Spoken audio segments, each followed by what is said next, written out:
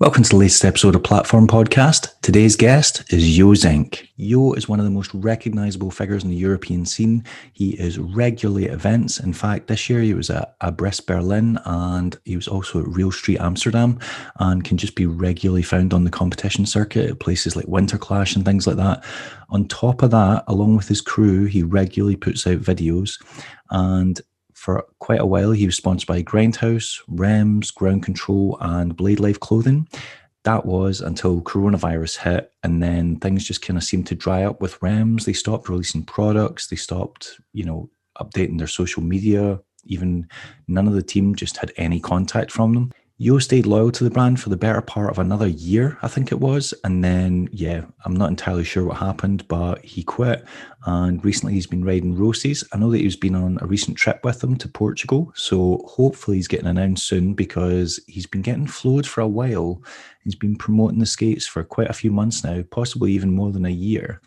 I also want to talk to him about Ground Control because I think as well as being a rider, he was also a team manager. So just kind of want to know what his responsibilities were and how things ended with them. He's also had a really active summer. From what I understand, he's been at the Athens house, the Blade house for, I think he was there for a week, possibly two.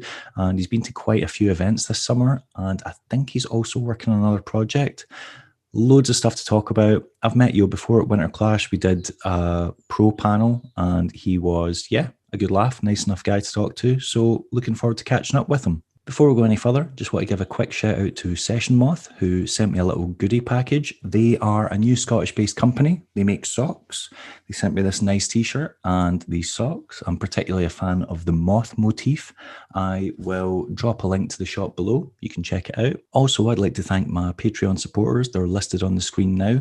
If you'd like to support my Patreon page, you can do so for as little as £3 a month, and you'll get access to videos, photos, behind-the-scenes stuff, and ramblings from a bald Scottish man. That's enough about that though. Cue the music.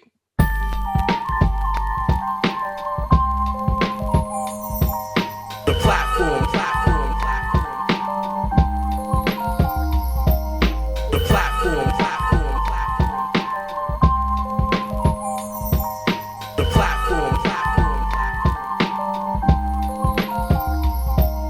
The platform.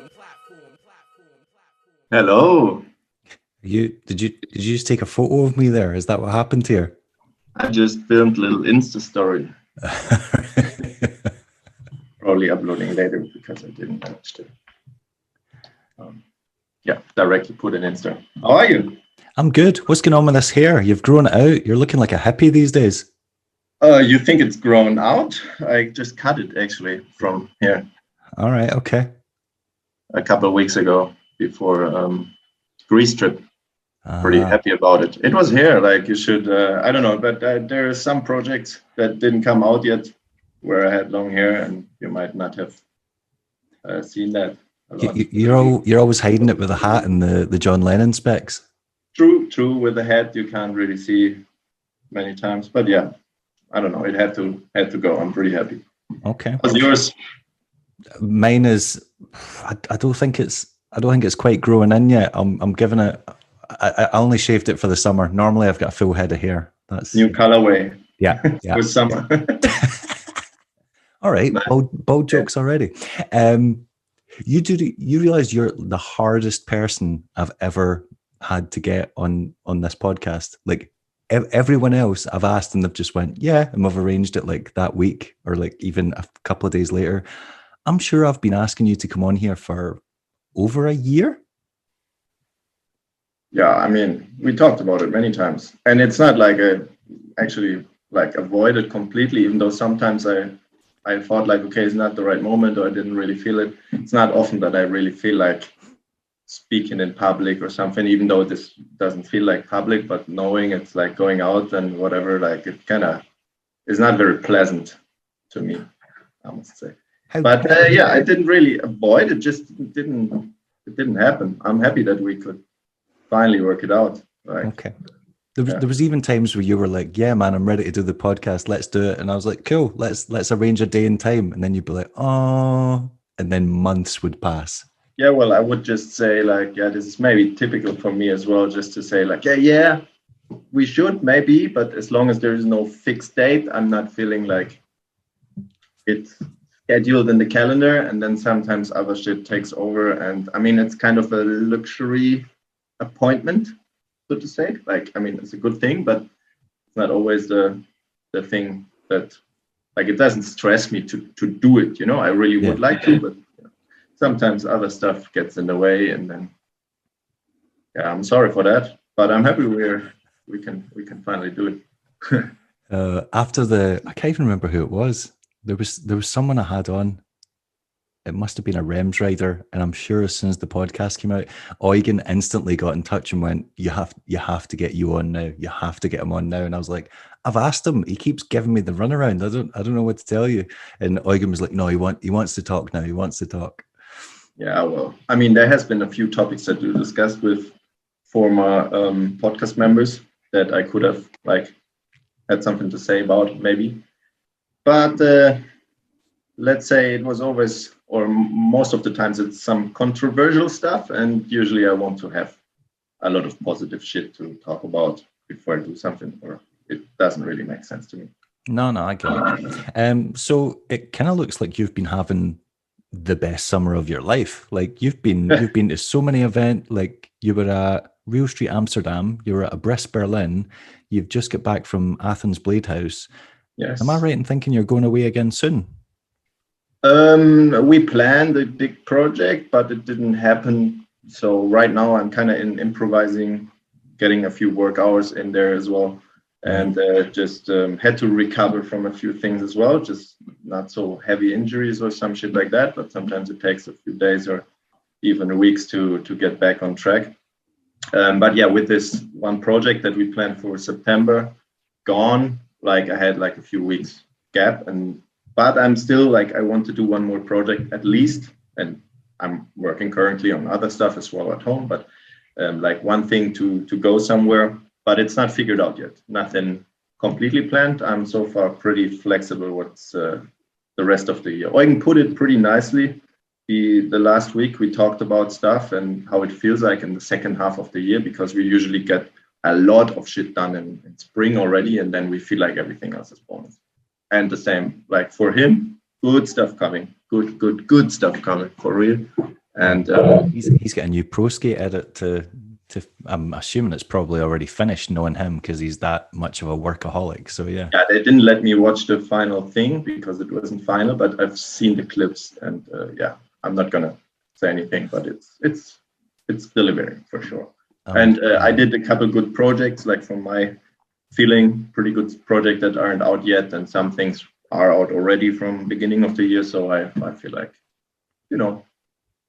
having a good time. Summer of my life, I would say I had a couple good summers, and I feel like I could manage to transition a little bit more into making videos. I mean, you speak about me going to a lot of events, but actually it wasn't that much, like 3, 4 something, I don't know. But that's quite a few. Yeah, but I don't know, a couple of years ago, 2017, 18, I think 18, I went to, I don't know, 8 events or some shit. Like that was the year I won a lot of street comps, and the focus was on street comps. Yeah. And with Corona giving let's say, I thought it was very nice to have some time to breathe and not because at some point I really wanted to go everywhere and try to manage, and then you have to decide which comps or events you want to go. Slowly transitioned into not being that hungry anymore. I can now skate contests with, I always enjoyed, but the strategic approach is easier nowadays. So I don't have such a hard time fighting. Let's put it that way. Also, I'm not 100% hungry for winning it for sure, which sometimes it was the case, not in a forced manner, but I managed to find a way to really enjoy and hype everybody out and have a good time, and still in a lot of cases taking home wins. But at some point it was just a lot. So I really enjoyed the Corona forcing a break and having me to transition into doing what I actually wanted to do for years, which is video projects that in best case are a better result than what I could reach alone.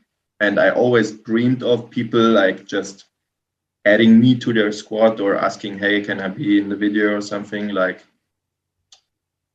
And I've like, as everything else getting or else related, I found out like you gotta do it yourself. So now I'm trying, like my goal is to have videos coming, have like a solid platform that produces a few projects a year, in best case every month or every second month. Now we are a little bit behind schedule because post-production isn't ready, but to provide like a stage so I can add new people with every project and provide like a cool vibe stage to help people show their best. Let's put it that way. Like what I would have loved other people to make possible to myself. Like, yeah.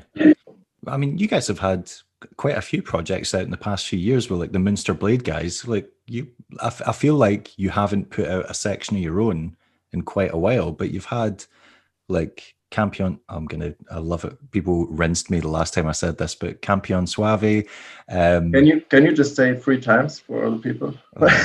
I'm sure when I said it in one of those videos, Tom Moyes roasted me. A funny story about that. Like the title is wrong. Like I had to change it afterwards. Like the accent thing, you know. Yeah, it was in the wrong letter or something, wasn't it? It was in the wrong letter in the video, and I sent the video to 7 Spanish guys to proofread and to check everything. Nobody told me like the title is wrong. Like what the fuck?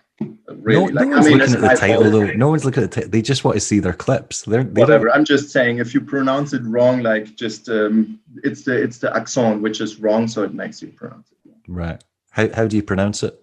I have no idea, man. I think it's Suave. Campion Suave, I guess.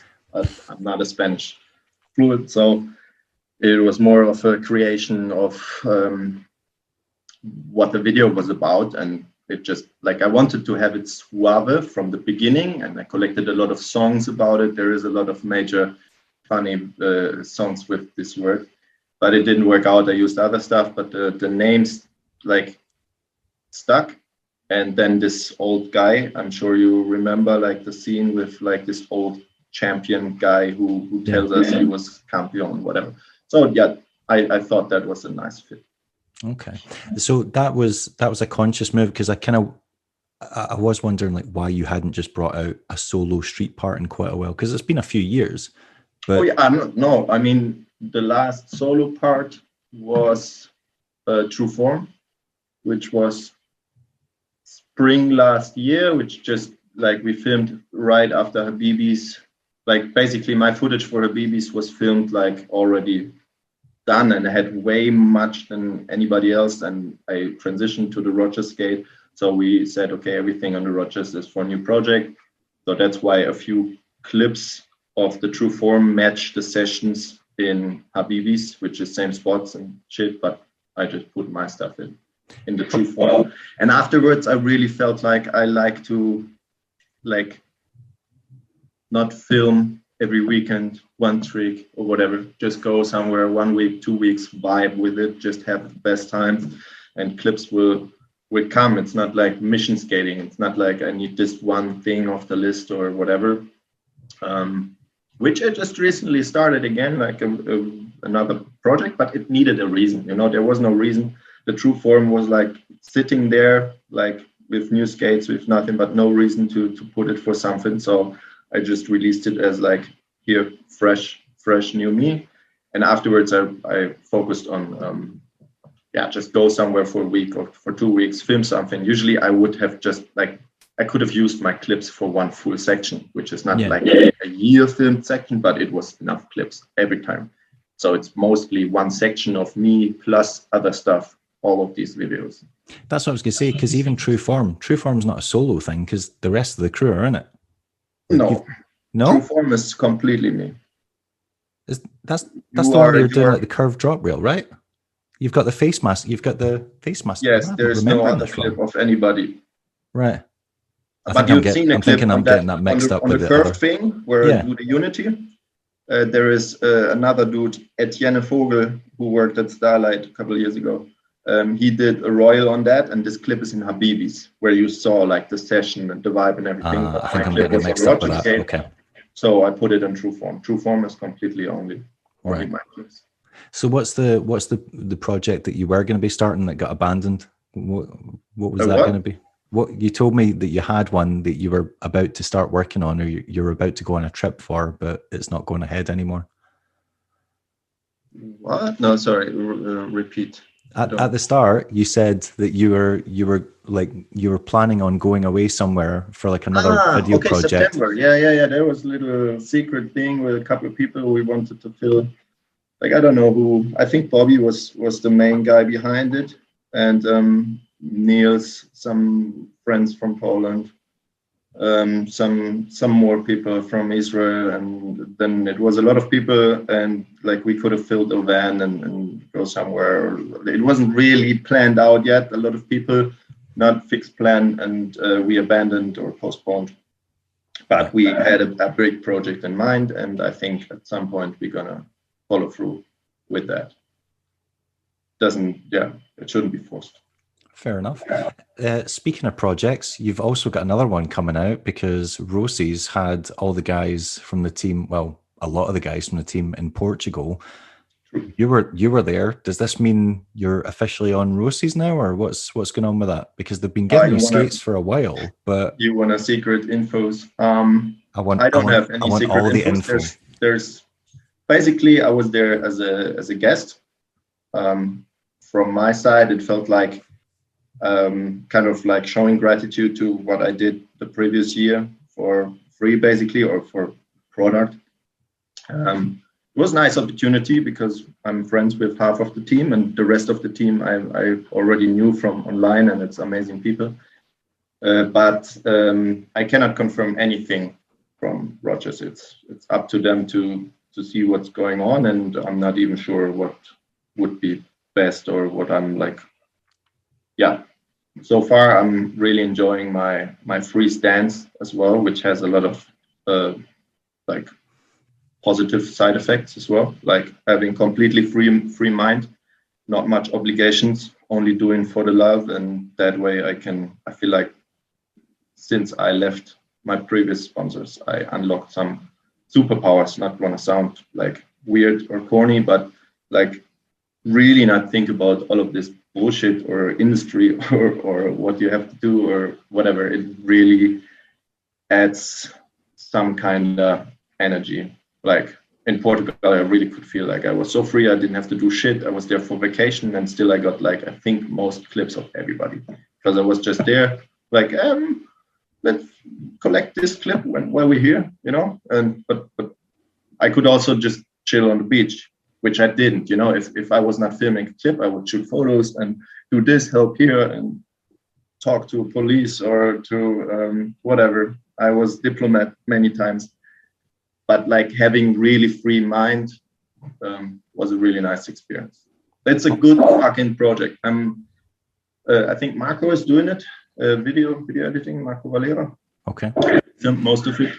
With a couple of the boys helping, and even some additional filmer guys hired and flown in. They really took some budget in their hands and made a really nice project. And I'm really excited for the video. But it takes a little bit longer because it needs a few certain things like to be released before we can release this video. Like, as you might have seen, I didn't upload any clips of while being there, because it was not possible for specific reasons. I mean, it's pretty obvious what the reasons are. Oh, now, right? I mean, did you see there was a leak, I think. Have you got a lot of feedback going on in your end? It sounds really weird. What do you mean? Have you got there's a lot of like feedback or something there? That was really weird. Yeah, I'm assuming the reason you guys were being so secretive is because you're all wearing skates that haven't come out yet.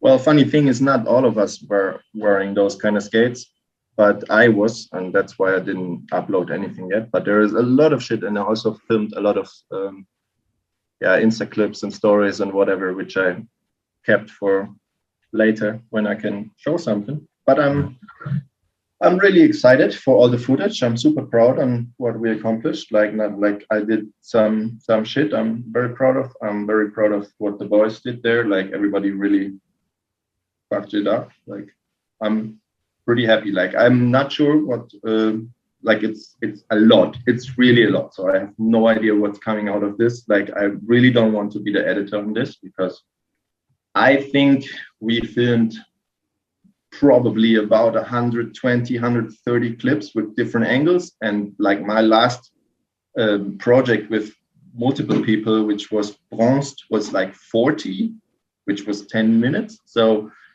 like, I would definitely like cut a lot of things just for making it shorter. But there is a lot of options, a lot of things. I don't know what side clips they filmed. I don't know. I didn't even see anything. So I'm super excited. I know there's really good stuff. Yeah, I haven't seen the footage at all yet. So I'm pretty happy to be able to watch it. How long are you guys there for? It was that's right. There's some 12 days. Have you got headphones? Perhaps there's a lot of feedback whenever I'm speaking through the microphone to you. Yeah, I think that's going to need to be it, because something horrible is happening every time I talk. Is it better? You talk now? Yeah. I think it's maybe because it's coming through your speaker or something and not sending. Yeah. Your talk coming to my speaker, and then you have feedback. Yeah. Okay. Yeah. How long were you guys there? How long were you guys in Portugal for? Longest time, like 12 days. Right. I think. Like really, really crazy. Very grateful, actually. Great opportunity to be part of that, also to see that from the inside. But yeah, we spent like 3 days in Lisboa, and then went to Sines, to Lino's place. To Ricardo lives, really nice place. Yes, shout out Lino. It does, yeah, it does look nice. So what was what do you mean you had to keep talking to police? What was happening with the police while you were out there? Oh, a couple of times. I don't know, like one time we kind of entered like a secret kind of location, some party swimming pool place, which was shut down. And like, I don't know, I was coming from some other spot. We were really hyped for some other complete like story, which could feel like an hour of talking. And then we go and they're like, hey, let's go here, blah, blah, blah. Everybody's in there already. I'm like, okay, what are we doing now? Okay, we climbed this wall. We climbed up, which was like, I don't know, like one pole and one wall, and we go up like that. And then you see on the wall, there's glass in cement, like everywhere. Like they really wanted people to stay out. And yeah, we hopped it, we checked it, really beautiful locations, like in a fairy tale, I don't know, crazy place. Like it looked somewhat Asian, like it was not real Asian, but like they made it look like an Asian fairy tale swimming pool area, but everything was torn down, abandoned for 10, 15 years, everything broke. Somewhat skatable, not really. We didn't get clips, I think. Police showed up within 10, 15 minutes, was really angry. But we made them open the gate so we could leave the area without jumping the fence. So. I love how you very diplomatically said, we entered, no, you trespassed. Yes. Yeah. There was no entering. There was you jumped a wall. What did you mean by you said the other place that you came from? You could talk about it for an hour. What was the other place? That was amazing story. Like this was this church, and that was Diplomat Day for sure. Like it was a church, and we arrived at the place. The full area was kind of Barcelonian, every 100 meter new spot. And we started this cafe, which has really nice downrail 5 meters from it. So everybody starts getting breakfast, everything. I ride around the corner because the tour guides, or the locals, sorry, I forgot the name. Who was it? Maybe Martins. What's the name? Oh, sorry, forgot. The homie from Lisboa showed us some more stuff around the corner, and I found like it was a huge like church, but it was very strangely built, like very huge cylinder, which was going to the sky, and in front a huge cross with a double set of stairs, and it had a kinker on one side. On the other side, it had like rail to nothing, which you could hop into the second stair set, which I really wanted to do both, but it wasn't really clear. I go there, I wax it, I do one trick, go back to the handrail. We had like 2-hour killer session. The kids throwing 360, whatever, like really, really sick shit. We did 100 tricks there, just like warming up. Really, really fun place. The whole cafe loved us. Like it was really 5 meter next to where people sat, and everybody was cheering. It was like a vibe, a really good vibe. Everybody killed, got some tricks. I'm sure Marco has to like choose the 10% best of, because it wasn't really like, of course we would repeat until we have the clip, but it was a lot of stuff going like boom, boom, boom, boom, boom. This finish, we go like, okay, now let's go to this other spot. And I arrive, there's already people standing up there, like, and I'm like, oh, okay, maybe the door's open, it's a church, you know, a little sketch. And I know I want like a couple of tries to make it nice. So I go there, I tell everybody, hey, stay the fuck out. And I start talking to this lady about the building, about architecture. She even invited me on skates into the building to check all the stuff inside. Like she was really lovely. And I just met some people. And then when the vibe was kind of cool, I kind of asked slowly, like what would, or I proposed the idea of maybe skating the spot. Yeah. Which was at first like a no-go for everybody standing there. They were like, maybe not do that. No, it would be disrespectful, this blah, blah, blah.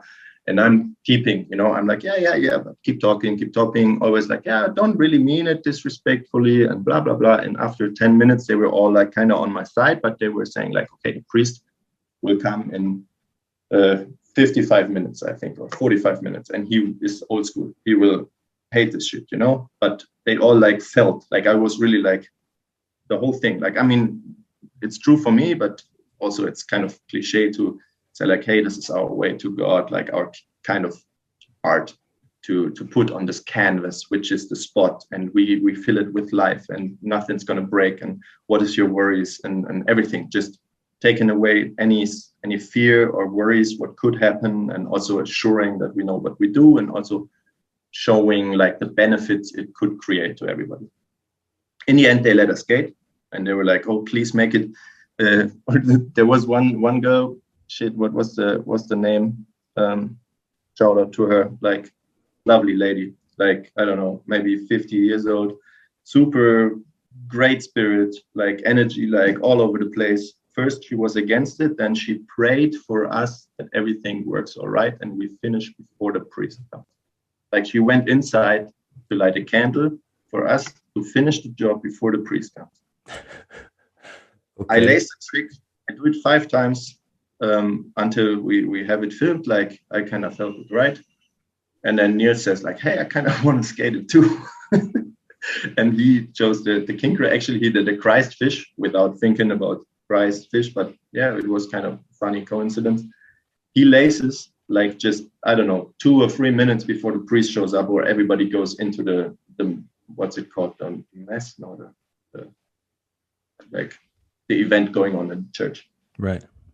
And everybody stands there, like 20 people coming out of the church, like when we land clip tricks, like, and they were like, yeah. In the front, in the beginning when I approached the spot, they were really calm, and they were really like, maybe you shouldn't do that and everything. And I really felt so good to have turned their whole perspective for that, like 180 degrees. And in the end, this lady she couldn't even stop hugging me. She was like, you made my day. You're such a great artist. This, blah, blah, blah. I was like, what the fuck is going on? You know, it's amazing spirit. And we just left, sat down 100 meters. I was like, yeah, my day is, you know, made. I can like vibe in this energy for how long you want, like whatever. And then we just go 100 meters, or it felt like 100 meters, and people were already in this swimming place. Yeah. And I got show up. That is quite funny, like having, oh my, why is that doing that? What is going on with the audio? Is it me? You have feedback again? I don't think it's me. Time will tell. That is quite funny that you have like such kind of a dichotomy of experiences, because on the one hand you go over and like basically like turn on the charm and then get your own way by just negotiating. And then at the very next spot, it's the typical breaking and entering rollerblading thing where the authorities come and they're like, what the hell are you doing? The energy of the first spot might have helped for the second, the second was definitely not the win-win, even though the cops wouldn't understand what we were doing, but definitely it's not a win-win if we trespass somewhere and something might break or whatever. Yeah. Nothing happened. So, but it's what we do.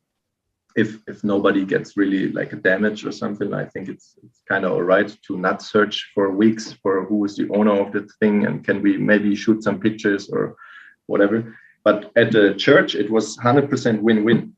All of the people in the church, I'm sure this was the day of the week for these guys, or maybe month or whatever. They really loved it. It was free show, getting in touch with other people. They were really energized. You would hope them to leave the church like that after the priest is talking, kind of, you know what I mean? We did the job they went for.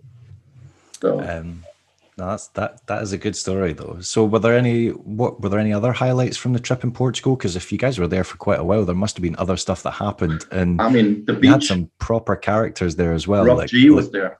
I saw that. Yeah, I was meeting Rob G first time, and even though we had a lot in common to talk about for sure, and also he influenced me heavily on some other stuff that I without knowing him, for example some book recommendations or some things he said in interviews, and he touched my life for sure a lot of times, and it was pretty interesting to get to know him, and also he could tell us his story from his own words and everything, and we had a great experience. One of my highlights was for sure just P-Ray session with Rob G on the streets, while some I think Jimbo did shot a trick, and Rob G, me and Ilya skated a pole that was ripped out, and we put it somewhere and just skated the pole. That was really, really nice. Also being at the sea for me is always a highlight. Okay. And then there's countless shit. I don't know, Harry can. Yeah. Harry can do it. I'm telling him for years to, not years, but maybe a year for sure, that he should start YouTube channel. Harry can do it because he makes shit happen. He wasn't even planned to be on that tour. And then he tells me hey, I might be around in Portugal as well because I'm there at the same time. And he in the end, he was a huge help for everybody on the project. He figured stuff out. He fixed spots. He prepared runways. He all kind of problem he just solved. The first day, I think he repaired some things even at Lino's place and whatever. And that was a huge highlight. Whenever there was a problem, it was a fun joke to say, give this guy 5 minutes. And it was a lot of highlights in that. So who was it your first time hanging out with there? Had you hung about with Ilya Savison and stuff? Because I know you know Bobby and stuff from before. I know everybody except for the Americans who I just met maybe briefly before or chatted online. But on the Italian guys were not so known to me as well. Ilya, I know online, but he is not really. As in not hung out with in real life before. But yeah, Bobby and Niels, I know for longer. I've known Martina longer. I've met Marco lots of times, just in the past and some trips. But even Francesco, Jimbo, Zach, Grant, I never really hung out with. Also Ilya, but he's the most fun of everybody. It was so fun to chill with Ilya. Shout out Ilya, you're the future. Really dope. He just seems like he has a lot of energy. He seems like someone that would kind of always keep the mood up by just being a bit of a clown and a comedian. Yeah.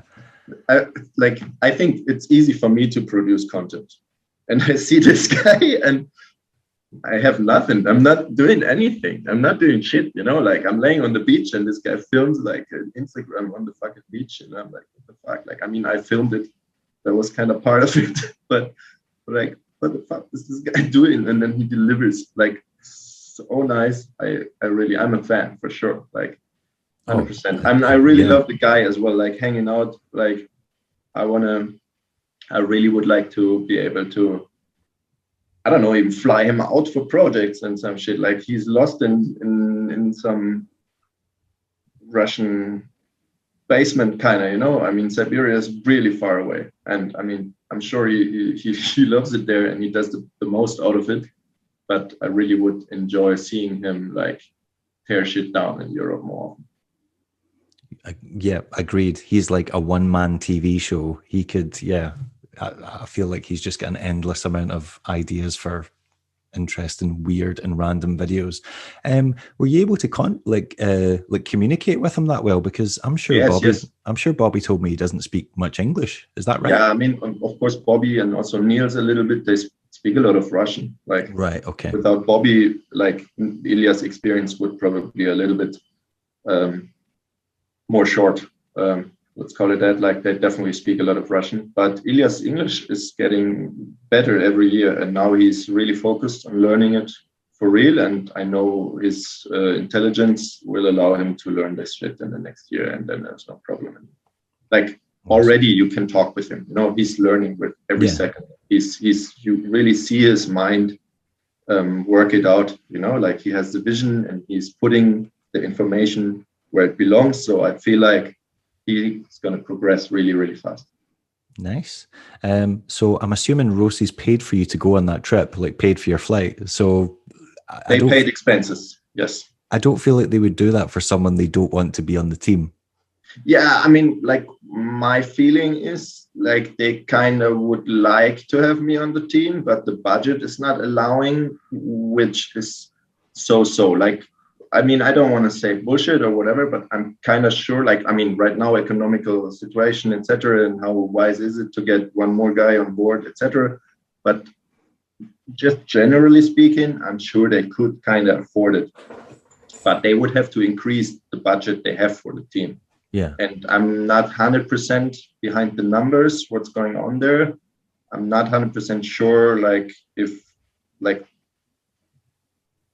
I mean, they sell some fitness as well, some ice skates as well. And to a certain degree, it doesn't make sense to put that marketing budget into the aggressive skaters, but they make them skate the fitness as well. And it's selling these things too. So I'm not sure how this whole marketing budget is split and how this is going. But as far as I understood it, and Rogers, or let's say Martina, who I'm with in contact, is pretty transparent with me, like, telling me, like, she's not like trying to tell, let's blah, like keep me on some waiting list or something. Yeah. She said directly, like, right now we cannot do.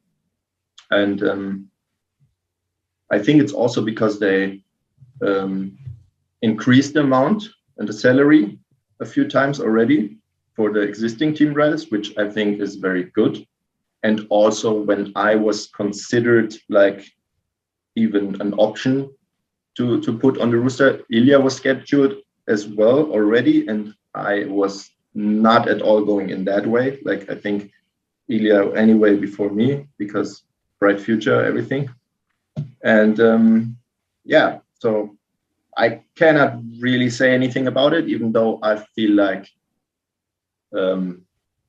the consent is there. The team would like to have me on board. Like, everybody, I'm cool with everybody. Everything's nice. Like, I think everybody's, even like on the tour, it felt like they see me as a team rider, even though I have to, like, I'm in this sketchy position where I have to like not act as a team rider, even, you know what I mean? Yeah, like as in you don't want to be like, oh, like I'm not doing everything. Yeah, I'm one of you guys. When like, I'm there, and I want to do my best. So I mean, I could have chilled basically the whole fucking time, and I think I did like a lot. I did a really good job, my feeling, which was kind of hard to decide when they first approached me, like if I want to join. I was like, okay, is this like a promo for some product, or is it like, because then I kind of would need some pay, or is this just, but they just said like, hey, it's a kind of a team meeting to see everybody and to be paying flights and hotel. It was really nice. Everything they took care of a lot. It was a very cheap trip for me, and also Like basically I didn't pay anything because Lino lost a bet or like a challenge which I collected in his place, so I could pay my shit with that. It was a really nice experience, but at the same time, like it was kind of sketchy for me to decide, okay, what is my place? What is my position here? Because if I do everything, why would they? It's a business. Why would they have to pay me or do something if they get it for free? But at the same time, that's what I'm used from previous sponsors. And sometimes, I don't know, like for me, for this one time, I decided, hey, let's go. I have good opportunity, just good vibes, no forcing of nothing. And it went really nice. And I really enjoyed. I met a lot of great people that I didn't know before and who I really enjoyed meeting.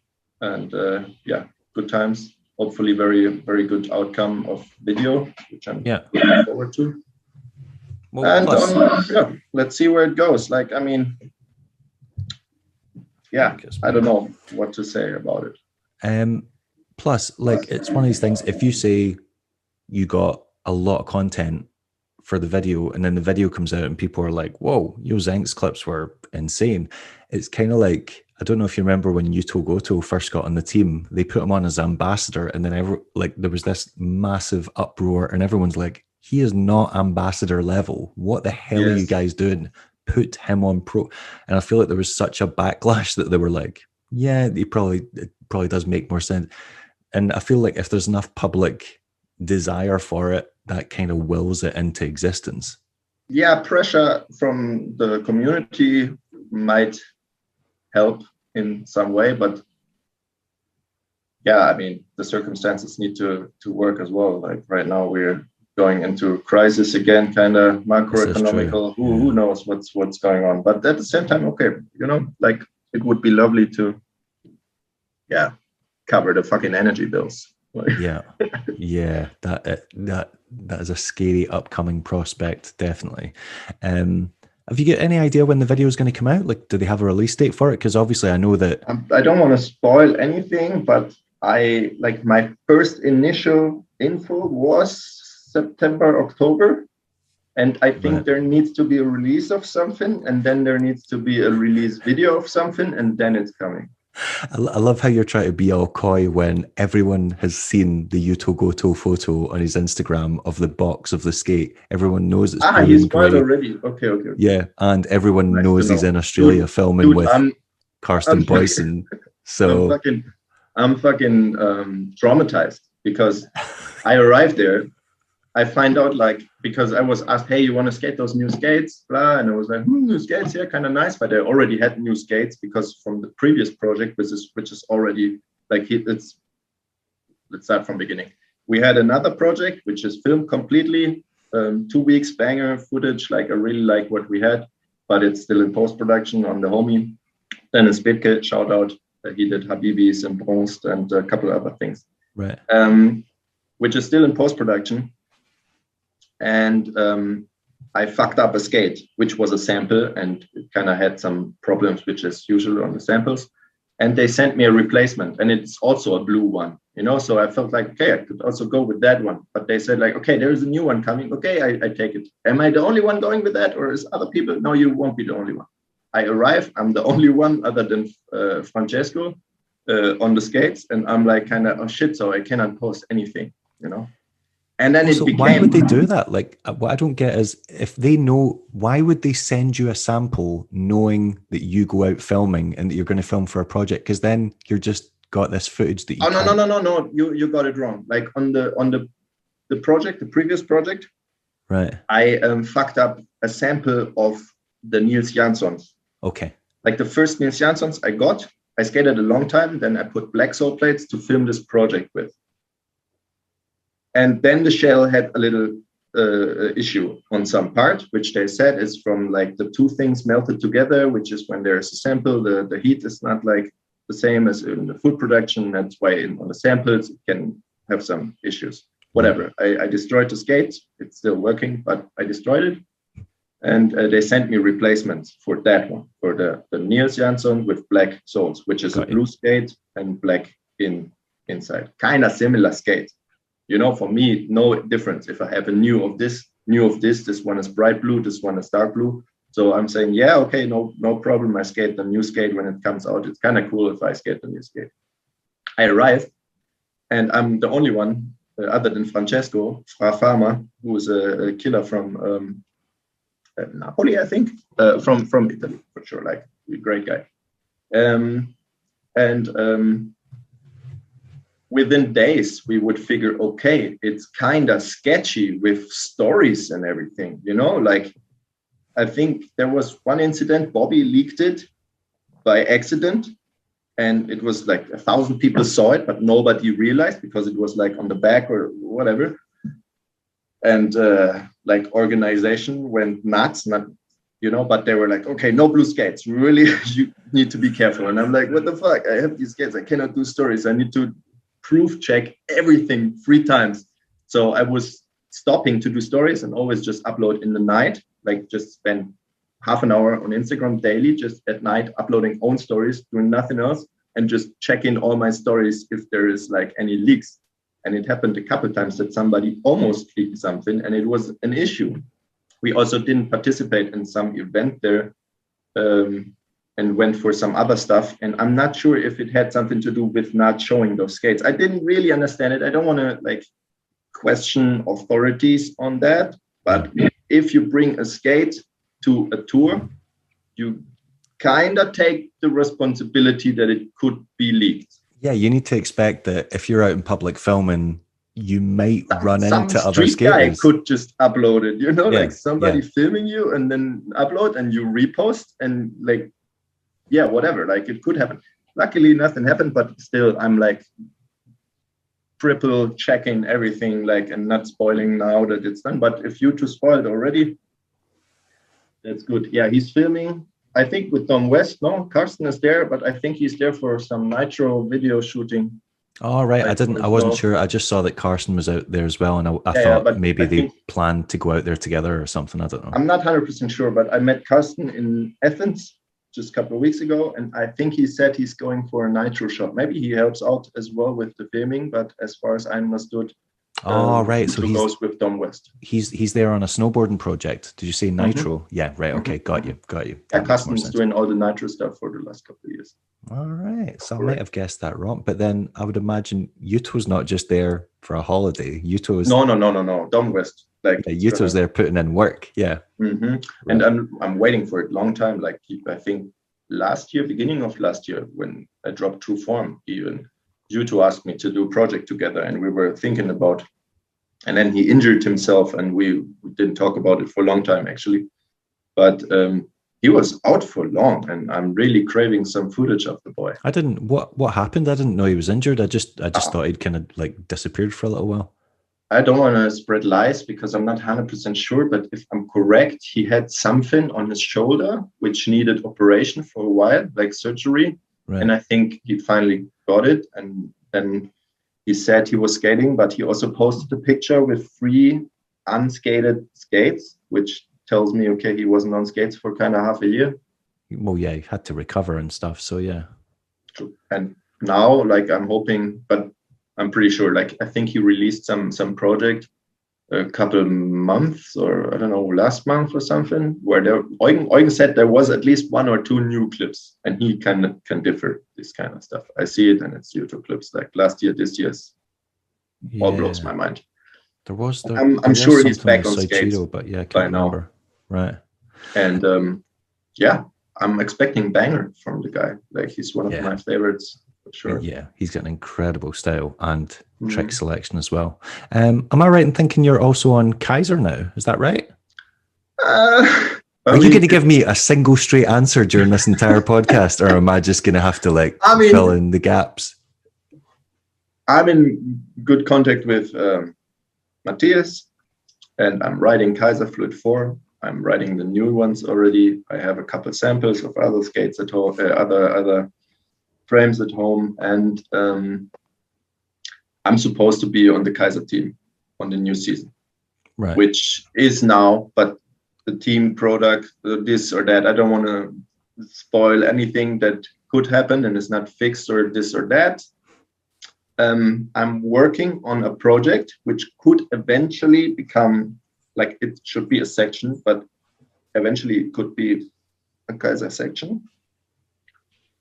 But it's not like I received money yet, or like there is any real thing going. Like, I think with the current crisis unfolding, everything got scheduled like half a year later, and let's see what the spring next year brings.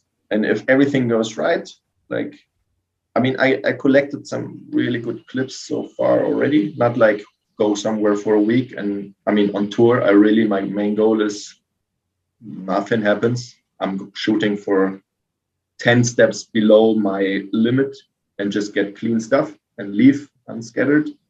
On this stuff, like, if you film for one trick a day on the weekend, and you end up with 3 or 4, but you can go a little bit more, in the paint. Okay. And so what you're saying is you're collecting some bangers. That's what you're telling me. I don't want to put it that, but I already got really nice clips. Like, I have maybe 5 now from 2 days. Yeah. And they would be the enders or the big ones if we would be 1 or 2 weeks somewhere. Because on those trips, I also try to get a couple bigger ones, but safe. Of course, everything should be safe, but absolutely avoiding any kind of fall or even like working on something for an hour or 2. On these things, I could also work a bit longer. But this was not like missions. What I got so far is more like do or don'ts, and it worked really nicely. Right. So basically what you're telling me is there's like 4 or 5 different projects going to come out with all your footage in it. They're just, right, we just need to wait for them to be unleashed. That's yes. What you're telling me. Dennis is sitting on 3 things. Like, there's a little park thing, but the other 2 is like, one is 2 weeks good stuff, and the other thing is in between filming, which is already filling 10 minutes, and it has also really big stuff because we didn't have a reason, and we were there, and we were like, okay, why postpone? I just go for it without any reason, and then it didn't fit into this project because of other skates, and so now I like, if I wore the same skate the full year, I would have finished the section already. Kind of. Right. Okay. Plus the project we skated before Portugal, plus Portugal, and I hope I can squeeze 1 more project this year at least, and right. Plus the section I'm filming. So yeah, it's kind of a lot. Rollerblade industry politics and scheduling, yeah, it continues to be a baffling mystery to me. I don't think I could, work for a skate company. I think I'd be absolutely terrible at keeping all that stuff a secret. But you seem to have adopted a diplomat's response to everything. So congratulations on that. Yeah, you well, I spoiled already a little bit. Not really. Like, if anything, people have already seen the box. They know what color it's going to be. They know it's going to be a 5th element. It's not like there's a lot of shocks. The skates, yeah, of course. But I mean, they know it already. It's a really nice looking skate. Yeah, congrats to you too. So, obviously, before that, you were riding for Rems and Ground Control. Am I right in thinking you were the team manager for Ground Control? Is that right? Yes. What was like? So, was it like a salaried job, or like one of these things where they're like, oh, we'll just give you a little bit extra? Like, what was the? I mean, I wouldn't call it a salary, but there was opportunity every month to collect some money. Like, I got some fixed peanuts for doing emails and being in touch with everybody and having my name there. Right. And then I got money for doing the social media. And that's what I was going to ask, yeah. On the posts, and I posted every day. So it was also kind of working out. It was really not much, and they didn't pay a single cent for skating other than, let's say, like maybe when I finally got the social media incentive plan through, which was not mine because I worked a long time for a good incentive plan. And then he said, no, fuck this. We do it like this. And it was kind of very low pay. But like for my skating there, like it was maybe 40 euros a month. And for the team management, I think it was like 300, maybe 400 if I worked a lot. Right, okay. So like in total for social media, for team management, my name, and nothing for writing. So does that, like, as in, so I'm assuming being a team manager, you're responsible for like contacting the team, being like, can you get clips for the social media account, like dealing with their inquiries? I'm assuming, like, what that, yes, that seems like quite a lot. Also, like when I went on, everything was a mess and chaotic. And the first things, like, I mean, I told Andy from the beginning, which he might have forgotten over time, but I told him in the beginning, hey, for this kind of money, I'm not your guy, like managing the team, but I'm the team's guy giving their voice to you. Yeah. You know, so I really try to be in favor for the team, which is impossible with this kind of budget or means to work things, which is very questionable from my perspective nowadays. But at this time, I thought like you got to be in the system to change it. And there is some hope and I can make this thing better because I still see a win-win if you do things right. You know what I mean? Like you would get a lot of stuff for free if people are happy, like you get for free on top and everything is really nice and can multiply itself, other than trying to get everything for free and keeping everybody on like lowest energy level and work with some people that have some juice and just take advantage of not telling them like in the face, kind of like, hey, we're not gonna give you anything or this or that. Like, I mean, I don't want to like state untrue facts or some shit, but for me, this is really like, it might not be illegal, but it's very questionable tactics to use a person's like lack of knowledge how the shit works or like hope to become something or to get something and playing with the term pro and thinking like, or I heard a couple of times, yeah, but it's a nice experience, no? Or is this kind of stuff, you know, when it's clearly about working and selling your product. And yeah, I don't know. I know what you mean. Like giving people the impression that it's going somewhere or it's leading to something, or they're going to be. Don't get me wrong. Like I understand why it's happening because it's easy. You don't have to do anything. They believe it. If you don't say anything, they will do. And then if they're burnt down, yeah, I didn't tell you like this or that. But there are some people that you promised some pro skates and didn't pay, or like this or that, yeah. Blah, blah, blah, some sketchy stuff. But I don't know. Like, I'm not even sure if the boss man actually saw it like, or is he completely like, you know. Yeah, I know what you mean. So how did, like, it kind of seems to be a reoccurring pattern, because when I talked to Keaton Newsom, when he was the team manager for Ground Control, he said the same thing. He was like, I know their history, you know, I know I've heard all the stories, but he's like, I want to come in and be a positive change. And he was a positive change when he first got on board, and like the branding got back on point. And they had like the ground control sessions and stuff, like the team videos and stuff. Like, and he did great stuff. He also did really nice clothing line. But then it all kind of slowed down again, and it feels like the same thing happened with you. It feels like you kind of went in there motivated and wanting to like improve like the brand's marketing and stuff like that. Yes, I fought a lot. But it just didn't. It eventually just didn't work out. No, not at all.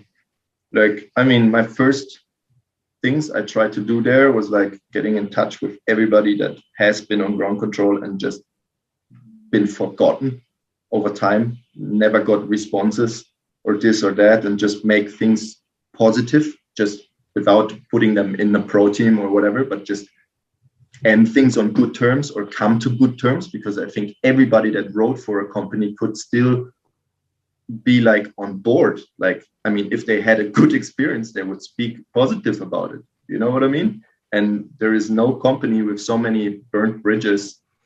Now, I mean, not speaking ground control, but Sunshine as a general.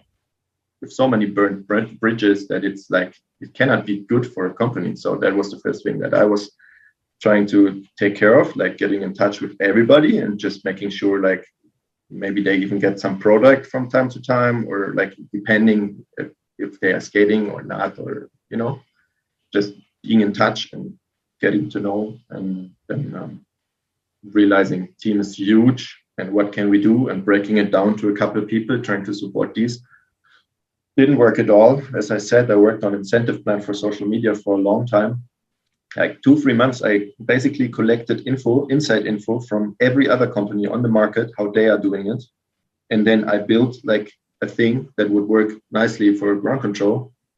And yeah, after proposing to Annie, it was just like, oh no, fuck that, but we do it like that. And I'm like, yeah. They worked 3 months for it. They did end up like introducing a social media plan, but it was kind of wild and just looked like a really terrible pyramid scheme that was impossible to win. It was crazy. Like for me, my social media is not like I don't know, some super athlete with a lot of irrelevant views. Like I mean, whatever. Let's take anybody like who has like, I don't know, Heffy. He has for sure way more followers than me. But the percentage of relevant people buying ground control frames is lower than on my account. Yeah. So it's not really comparable for just the views. Also nowadays, if you're into Instagram, the views is not the parameter you're checking for. So if you do an incentive plan and pay like $1 per 1,000 views, people are listing lists to get to $40. What is this shit? Like Derek Henderson told me straight in the face when I told him, hey, I'm sorry, this is not my plan, but here you go. He was like, I'm not even gonna take out my pen for this. I'm working for my money. Fuck this, I'm not taking this. And I still didn't understand why he would like, I mean, he also took his pro skate. I'm sure he got a few royalties for that because they changed plans a little bit. But I still don't really understand why he does so much for free for his company, who is not really working 100% in his interest, just as long as it works for them. As a 15 years too late, he got this fucking pro skates, or maybe 10. I don't know. Like, I mean, he had a really good dad run, and I really like his shit. Like, shout out Derek, great skater, amazing dude.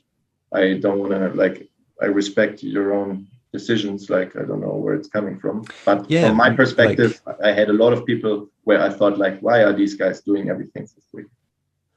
Yeah, I know what you mean. And with Derek, his motivations might be different because obviously he's got a job. I assume he doesn't consider rollerblading a job because he's got a family to support, and that's his priority. Yeah. But you did raise a very interesting point, and I think a lot of people miss this.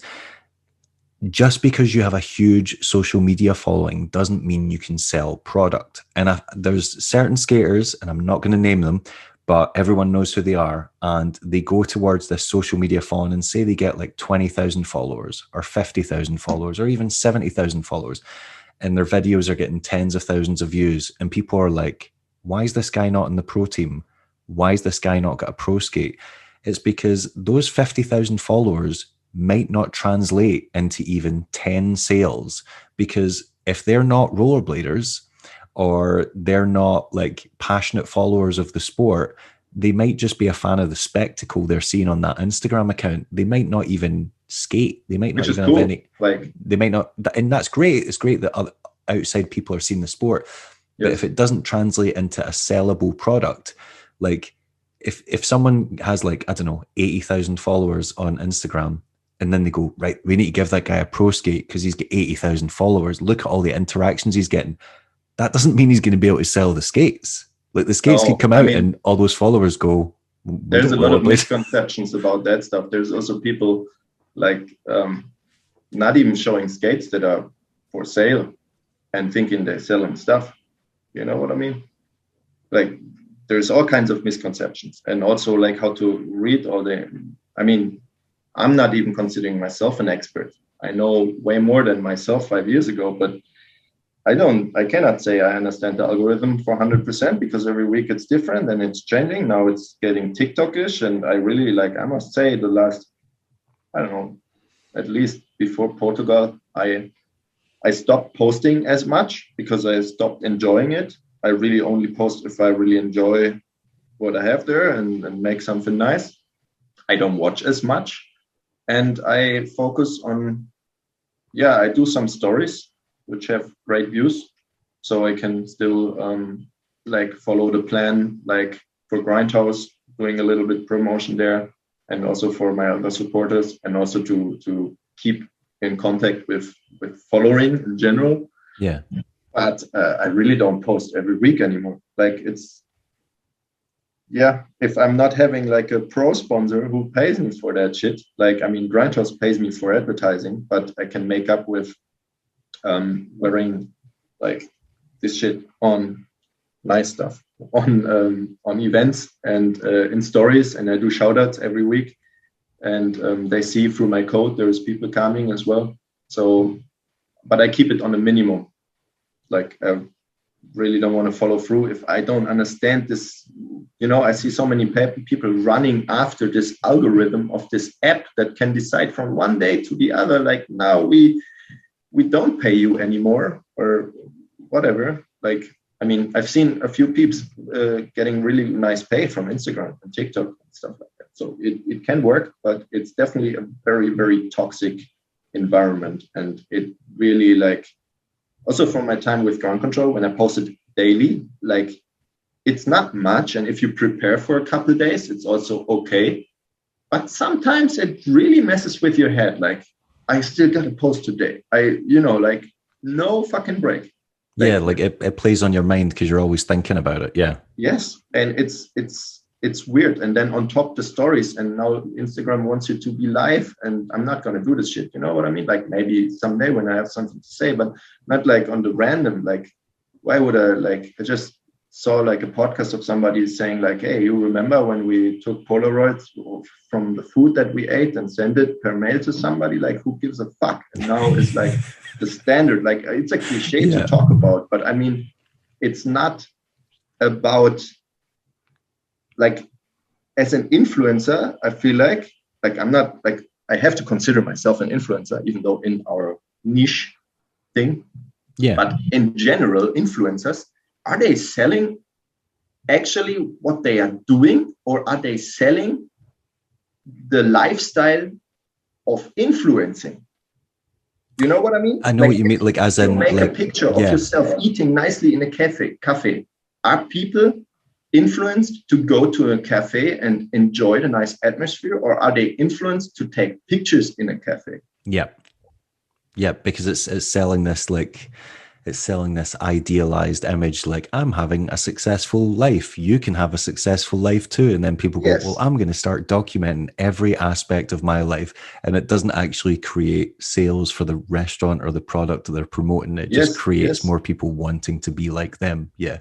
But I mean, this is a whole deep rabbit hole. I don't want to go too deep into this, but of course it kind of, like, if you don't have enough benefit from it, you should not be doing it, because it's not like something that makes you more happy. Yeah. You know what I'm saying? So right now, without like having an option to get like money for every post, and also not needing it, and or let's say beneficiary is just, it's not worth for me right now. I'm focusing on my YouTube. I promote YouTube stuff via Instagram.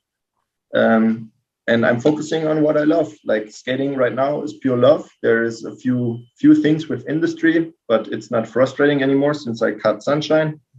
With Rogers, it's not so frustrating because I'm not having huge expectations, or they are not playing with my whatever I do is not because I'm hoping to get something back, but I'm evaluating very carefully what I can do for free, kind of, because everything I do on roger skates is kind of also a little bit promotion, at least if I'm skating the current skate. Definitely. Like, at the same time, it shouldn't, like, I mean, I don't have an alternative at this moment. Like, I would, if the Salomon was like really nice flex, I would maybe have stayed on Salomon to be aware of any option of like being entangled in this industry thing. With Rogers is kind of nice because I have transparency. I see how it works in a professional company. I can expect honesty, and product is like 10 times as reliable as I had it before. So I'm already like in an upgrade, even though it's like, of course, like, yeah. And anything's but they paid like one flight to Bordeaux when I won the Shelter Grand Bordeaux. They paid that flight, and they also paid Portugal flight and hotel. So it's more than I ever got from. I was basically that's got to be more than you were getting from Rems, because Rems for like Rems, last year I got you couldn't even get €50 skates in total for 10 years for skating Rems. There was one time, probably like 9 years ago, where Kato sent me €50 to go somewhere where the gas was like €100. He threw in 50. That was one moment. That was the whole thing I ever got from. So not being on the Roses team, you've been flown more places and given more product than you ever were when you were pro for Rems. You were pro for Rems, is that right? Yes, I mean pro. But like, as in, am I right in thinking you were the last person that Rems turned pro? Yes. Right. Yes. And probably will. Like, it's kind of weird. But I gotta be careful. Like, Sunshine paid a lot of flights as well. It's not Rems, but it's also because I was on Rems. Rems, rain, and ground control. So Andy paid it. So it's kind of like, he could decide if it's Rems money. Well, that is important to clarify, because essentially Sunshine does own Rems as far as I understand. Yes, and as far as I knew, 100%, it was like 50%, 151 or 49 something. Right. But I heard rumors that it's sold entirely, but I cannot confirm. I don't know. Yeah. But if it doesn't matter, because Kato works on construction, that's the last thing I heard, and he didn't reply to my last emails, like none of them, even when I called him out for having to say if he wants me on the team, or it was about Pro Skate as well, like, because Andy offered me on Winter Clash when I was asking, hey, where's Kato? Can I speak this, blah, blah, blah. He was like, hey, send me a design, and I pushed Pro Skate through. And I was like, this is not how I want this, thing to happen. You mean the last Winter Clash where we did like the pro panel together? I think so. And there you were like, I just want to contact Kato, and then Andy Wagner's like, send me a Pro Skate design and we'll go with it. He's pushing it through. Like, he has no say, but he pushes through. So he's also not responsible if I get no pay. Like, this is not what he said, but this is what I felt. What you mean also, it was like he'll pass it on. That's what he's saying. Like, for me, like, for a Pro Skate to happen, it really would have needed Kato to get in touch. Yeah. Tell me, like, because we were in touch before, and I met him on Winter Clash as well, had really nice talk. I told him so many opportunities, how he can turn his YouTube channel, his everything into money, not having to work construction, because he still has a YouTube account with 20,000 followers, a huge following from inside the scene. He could do the Julio, like, for real. Like, Kato is one of those core guys that so many people love, but he has no idea about marketing, about speaking in front of camera, of nothing. Like, so he followed nothing. But I had good times with Kato, but I'm really super disappointed of him, because he let go of his responsibility to take care of his company and people working their ass off for this company.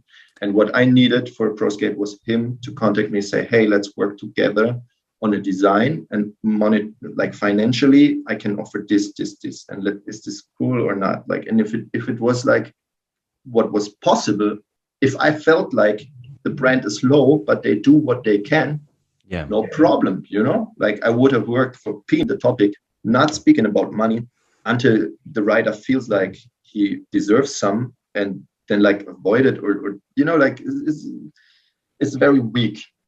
Like, it's not even mean. They don't know better. I'm sure Kato doesn't mean bad, but it's super weak. And it is really disappointing the way things have ended up, especially when Josiah Blee was talking about his Pro Skate and how he never actually got a penny. That blew my mind. He told me a few things beforehand, but when you interviewed him, like, seeing that, like, it wasn't me. It was the Wax Toaster guys did it, and that he said basically Kato promised him the money, and then said he had to wait till, I don't know, the end of the financial year, the end of the year or something, or when the skates were sold, and then just never got a penny. And I was like, that is horrible. So shady. Yeah. The other thing is, for some years there was no pro skates, and the quality of the product was so bad that I was like, whoa, like I wouldn't even want one of these pro skates. Like Niels 2, both models had huge issues. Like I'm sure he had bad feeling selling this, like a little bit. Like, I mean, was like, fuck, I need my product to be better. Like I fucked so many of these skates, like crazy.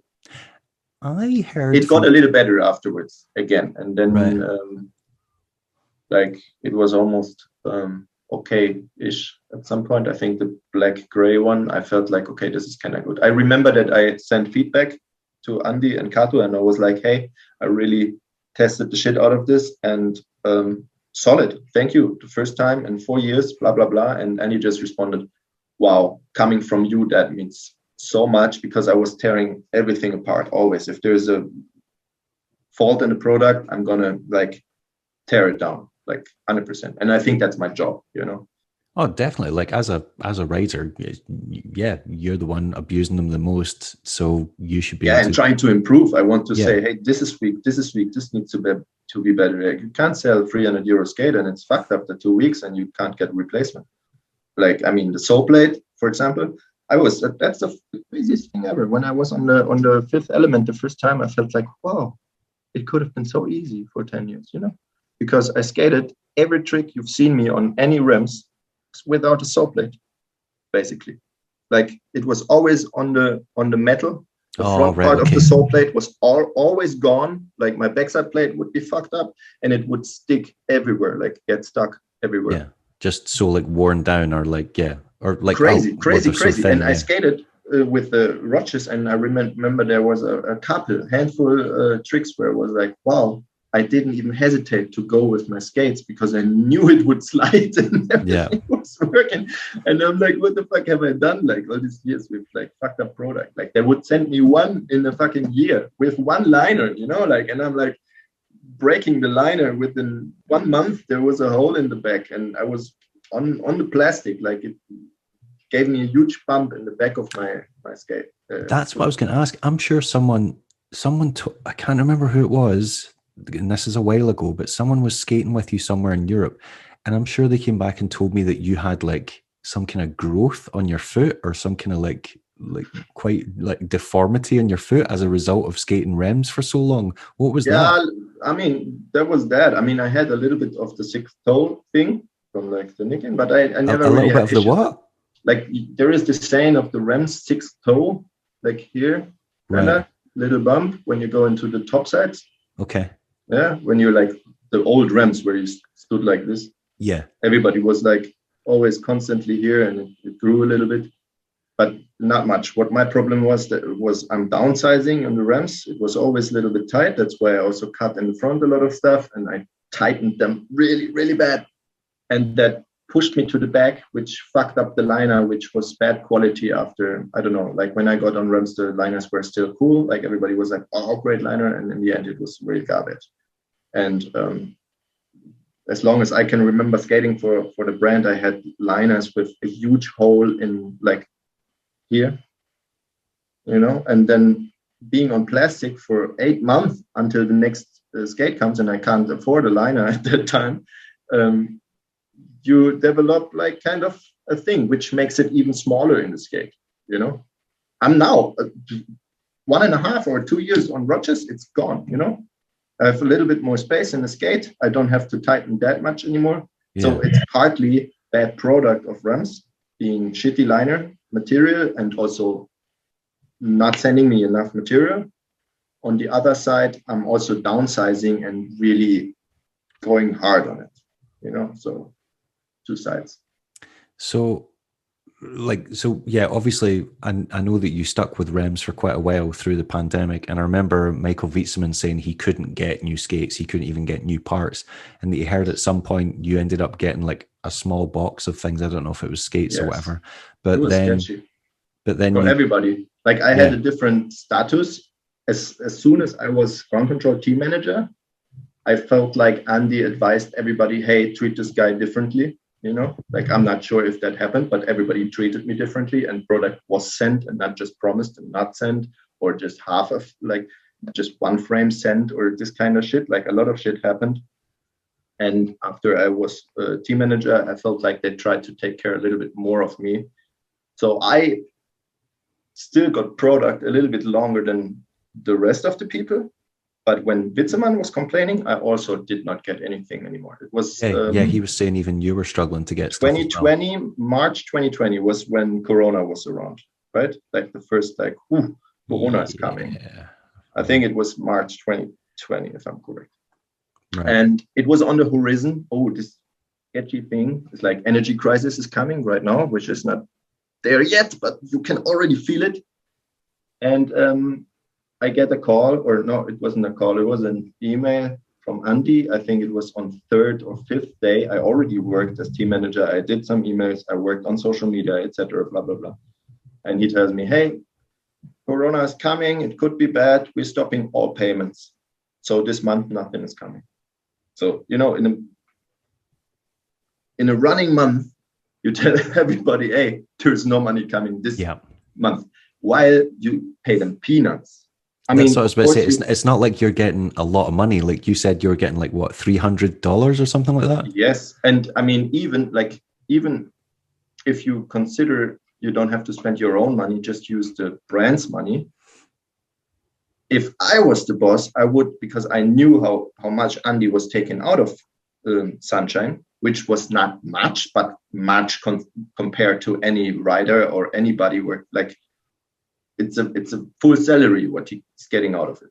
Yeah. So if it was me, I would even use that salary and give it to my riders for this month and say, "Hey, next month there's nothing coming," or, you know, like whatever. But you cannot say like, "Hey, 5 days ago we stopped money going out." Yes, but especially if it's that money. The funny thing is, he tells me people are depending on that. They're expecting that money to come in. It's set aside. Yeah, I mean, for, I did that bills or rent or whatever, and just to be told on the month that no longer exists, that could send someone into a spiral. It was the beginning of the season. I already planned trips and I planned this money in, and it was like for reason like this stuff, this peanut money made it work for me to be on the road, which is not much money, and I put everything down on a minimum. But without this, it was not possible. And it changed like this right when the season starts, when there is the biggest opportunity to do marketing, because Corona wants people to skate, you know, like you kind of want to put in now, you know, and not stop it. And like, it made no sense in my mind. But on the good side is he stopped everything. Half a year, nothing, no promo, no info, no emails, really, like maybe one or two, no money, no, not even product for half a year. And then obviously I adapted because I did my summer. I did everything. I worked it out. Like I'm independent from this. As soon as there is 6 months of nothing coming from it, obviously I'm independent after this time. Yeah. You know, like I don't need it anymore. In this moment, it was shitty. But after 6 months, I was like, yeah, okay, now I don't need it. So let's talk some facts, you know? And I was really like trying to get down to this. And I was like, hey, what can I tell my team riders? We need info. What is happening? When can we expect something? Why is it cut completely? When there is product, blah, blah, blah. And they didn't send us product because they could sell it immediately. And they had full warehouses, kind of, you know, like maybe not full, but they had more than other brands. And they sold everything easy in Corona. And they didn't send us because they knew they can sell it all and they don't get new product soon. So they didn't give the team product, but sold it all. It did feel suspect. It felt like, you know, all of a sudden. It made no sense. All of a sudden, there's these, everyone wants to skate and all these skate shops are selling out a product, but then, and all these companies are reporting like record sales and skate shops are saying, oh God, like our sales have went up all this. And then Sunshine seemed to be the only company that was like, oh no, actually we're really struggling. And you're like, well, if you guys, even if that was true and they were struggling to get stock or they were struggling, or like, how are you, if you're the only, at least transparency. Yeah, if you're the only company not cashing in on coronavirus, you really need to take a long, hard look at yourself to see why. But I don't feel like that was the case. I feel like they were cashing in, they just weren't being open about it. Yes, I think so too. It's a little hideous and with shady tonos, how it's called, feeling about it. But a good thing to it, he did a mistake, if I can call it like that. He left me some time to be independent to a point where it would not be of any big difference if we continue or not. So I could really like be like, hey, what is this? You know, because back in March when he said, hey, we cut money, I was like, okay, so I'm stopping work, right? And he was like, no, you can continue if you want. And I'm like, no, okay. And I sent out email immediately to everybody, hey, no pay this month. So this is my last email, laying down everything, get your emails to Jeff or Andy from now on. And I'm also not doing social media anymore from now. Yeah. And everything was dead. And I stopped. I love that. I love you can continue doing it. Imagine you went into like McDonald's and they went, oh, we're laying off a bunch of people and we can't actually afford the salaries. You can continue if you want. It's a nice experience, you know. It's a really flipping nice those fucking burgers. No, fuck you, McDonald's. No. I don't know. Sometimes I really feel like there is no way that it's not bad behavior, you know. But at the same time, I feel like maybe his mind is so twisted that he doesn't even see how questionable this is. You know what I mean? I think the Jeff Howard situation, like where like the entire rollerblading community is raising tens of thousands of dollars. There was a lot of things coming this year. And then Andy drops like, I think Andy dropped like, it was something like $100, and then Matthias from USD donated more money than Andy. Yeah, he sent 500, but Matthias is kind of tactical with that. I think he did that also. I mean, partly because Howard was on Kaiser, wasn't he? Like he was working with Matthias in the past. Oh no, he was pro for Undercover. He had pro wheels from Undercover. Yes. Yeah. So that was one reason, but I'm 100% sure that he sent that amount because it was like this multiplied from I'm not like I cannot see even if that is the case, like, even if that was his motivation, so what? Like it's no. I think it's great. Like I mean, if you like, I'm sure he would already like he would pay something in for sure. But I also like if you see another guy in kind of similar position as I am is doing bad. I show that now in donating more than this guy. Like I'm doing something good, and also I'm showing like something. I'm not saying it's bad, but I make the stage for people to see there is. Yeah, like aesthetics is everything, especially in such a small community. And when you have the guy's boss essentially going, oh, I'll just give you a cheeky $100 that means nothing to me. And then you have someone else that owns a rival company going, I'm going to donate 5 times that amount. That sends out a very strong message to the community, and people notice stuff like that. I think it doesn't really matter. Like they proved in the past that this is the path they want to go, and they go 100%. I really feel bad for everybody stuck in there. Like I was, and I wasn't even in there with like my full dive. You know, like I was in there with a foot, even though it felt for me like I'm like really stuck because it was super frustrating, and I'm way too loyal. I learned big lesson to like not trust everybody and not just like do good and expect good to happen back. You really need to do things professionally, or it's not gonna, you know, like you need to give other people also a stance on what is good for you or the whole thing. Like I was just this kid coming in there, trusting other people, knowing more than me, meaning good for me, and making a space, you know. Like it was kind of bad, like or how the idea was, how it should have been in past times or whatever. I'm not even sure if it was like that. You know, probably they used everybody a lot still, but it was so much money that whatever, you know, it feels like a good salary already. Yeah, I know what you mean. Who knows? Who knows? I think that's quite interesting when people say, you know, why should we have transparency? Why should we have transparency regarding royalties and stuff like that? And you've just, you know, illustrated why, because people come on to teams, and if there's no transparency or people don't know what everyone's getting in terms of royalties, I'm not talking about salary. I mean, in terms of royalties, I mean, in terms of when someone buys a product with someone's name on it, I think they should have a relatively good idea of what that person whose name is attached to it is getting. I mean, but you said it yourself as a team member, if you go on and you don't know, you don't know what to expect. And you might think you can make a living off this. You might think, and you take some years until you're in some and like, say you get like really good, get to the top of your game. Like, you know, you've got these Korean kids right now that are absolutely killing it in park and then going over to fees and stuff like that. Yeah, let one of them go on raises. And they might have in their head, that they can get a monthly salary or pay their rent or maybe even live relatively comfortably. And then they get on the team and just get a complete bombshell. But see, if you don't have transparency to some extent, or some, like, at least common knowledge of what the financial state of being a pro skater is, then it's just going to hit you like a wall. You're not going to. And no. But I think it's the responsibility of everybody. Like, I mean, when we had panel on the Winter Clash, we already tried. Like, Bobby is very much behind, like pushing things as well. Yeah. There's tons of people, but I think it's not there yet. Like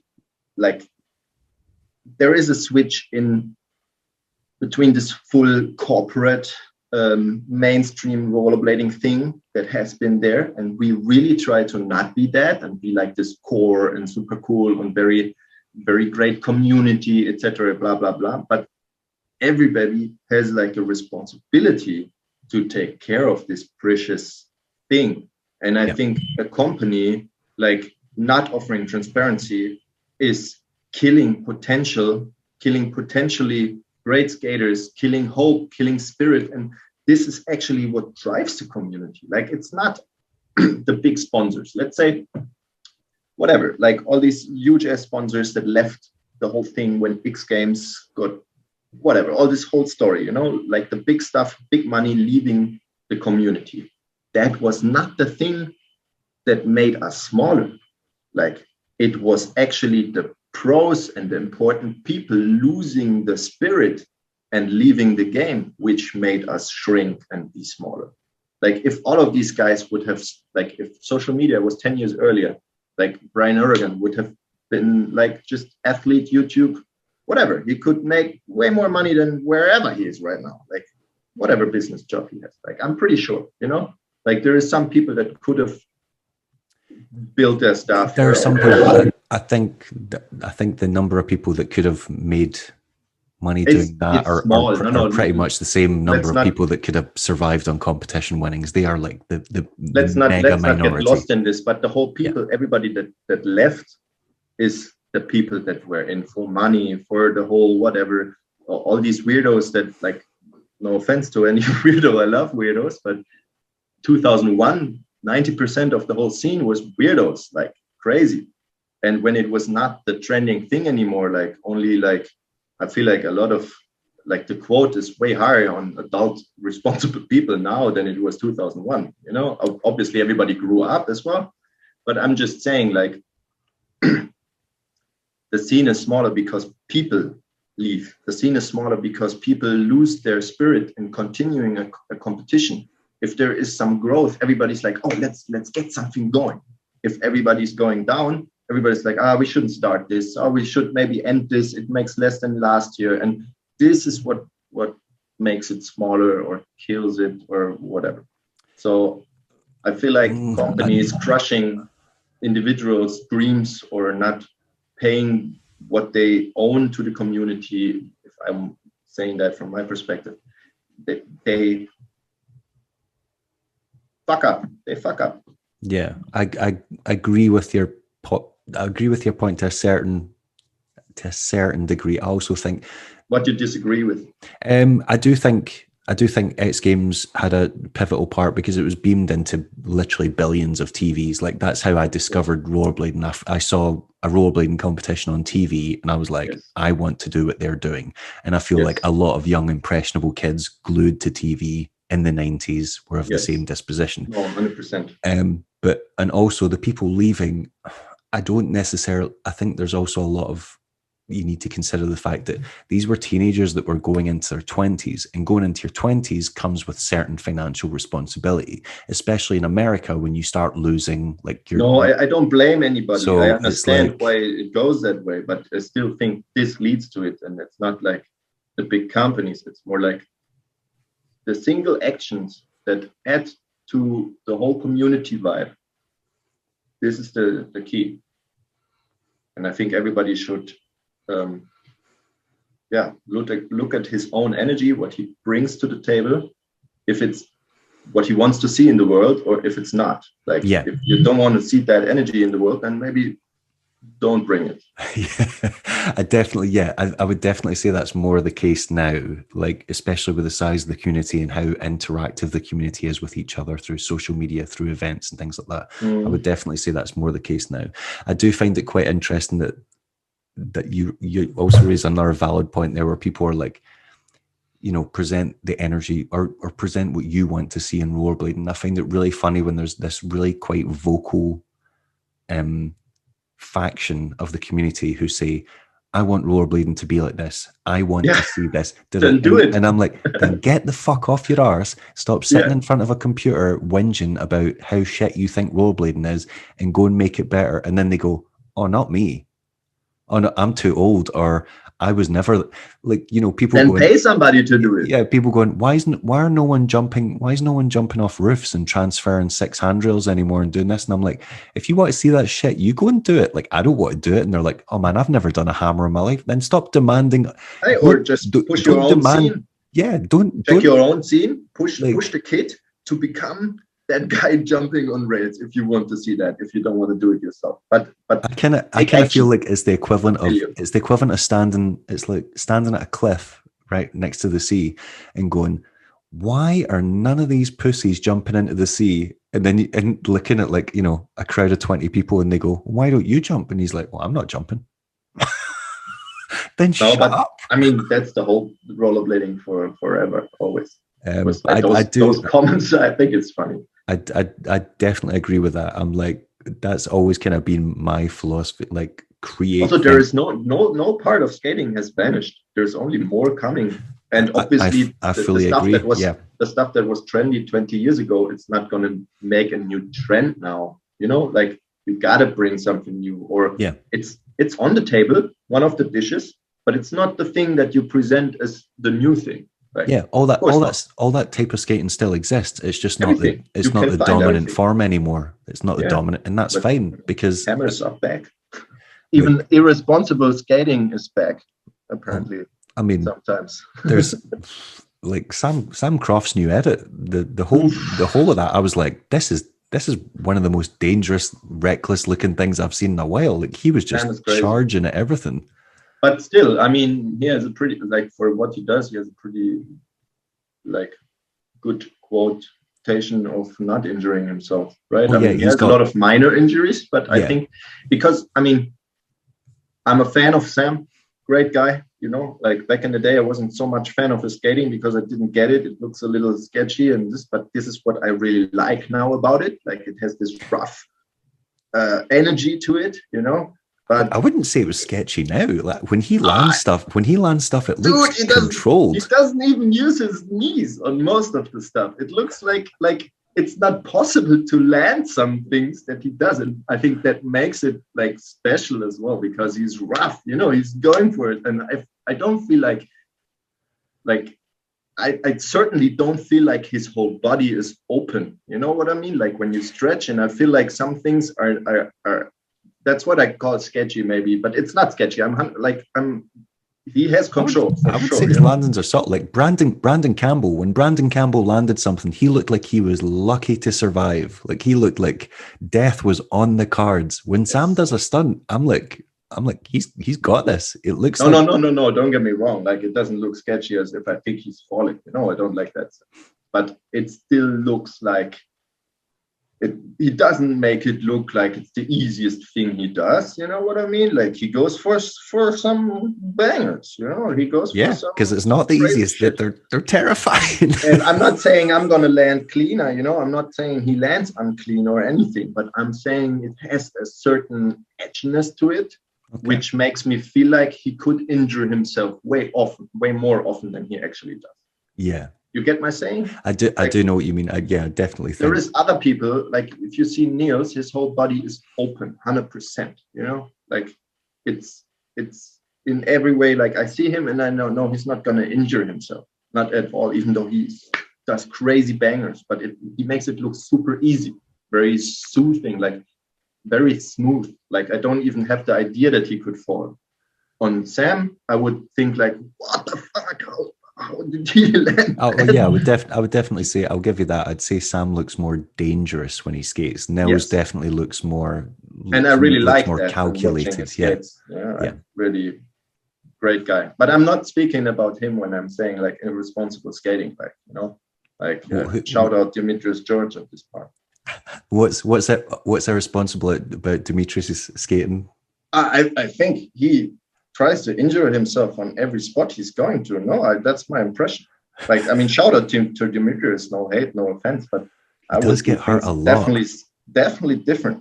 Like, I would definitely have a different approach, and I don't get this whole killer bee mentality. Like, really, like, I mean, shout out to the guy. He was contacting me like last year or something. Really, like, I think Nick Kouros sent me a conversation because he was chatting with Nick when Demetrius was at night, 3:00 or some shit, like he was whatever. And he found like my video in Athens, and it spoke to him a lot because like I was injuring myself, really fighting, battling on spots. And he was like, this is my kind of skating and, you know, everything great. Well, I was actually talking in the video about this is not the way of skating that I want to do anymore. You know?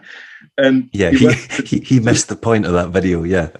I heard Owen told me in an interview, he said like he's listening Wu-Tang to whatever edit he's putting on. He's never listening to the music, so he's putting Wu-Tang. I don't know how correct that is, but it's a nice picture in my head actually. So maybe he just missed the whole conversation, what I was talking about, and just saw me like fighting hard and breaking finger joints and like even fucking up my knee before lacing the ender. And like, I mean, I really like, I was happy when I heard like he likes it, and because I never talked to a guy, and he's like one of the big names from back then, who I was like, wow, is this guy crazy, you know? And I really like him coming back and fucking shit up. Also working on the Instagram, really like, I don't know, restlessly, like all the time, every day.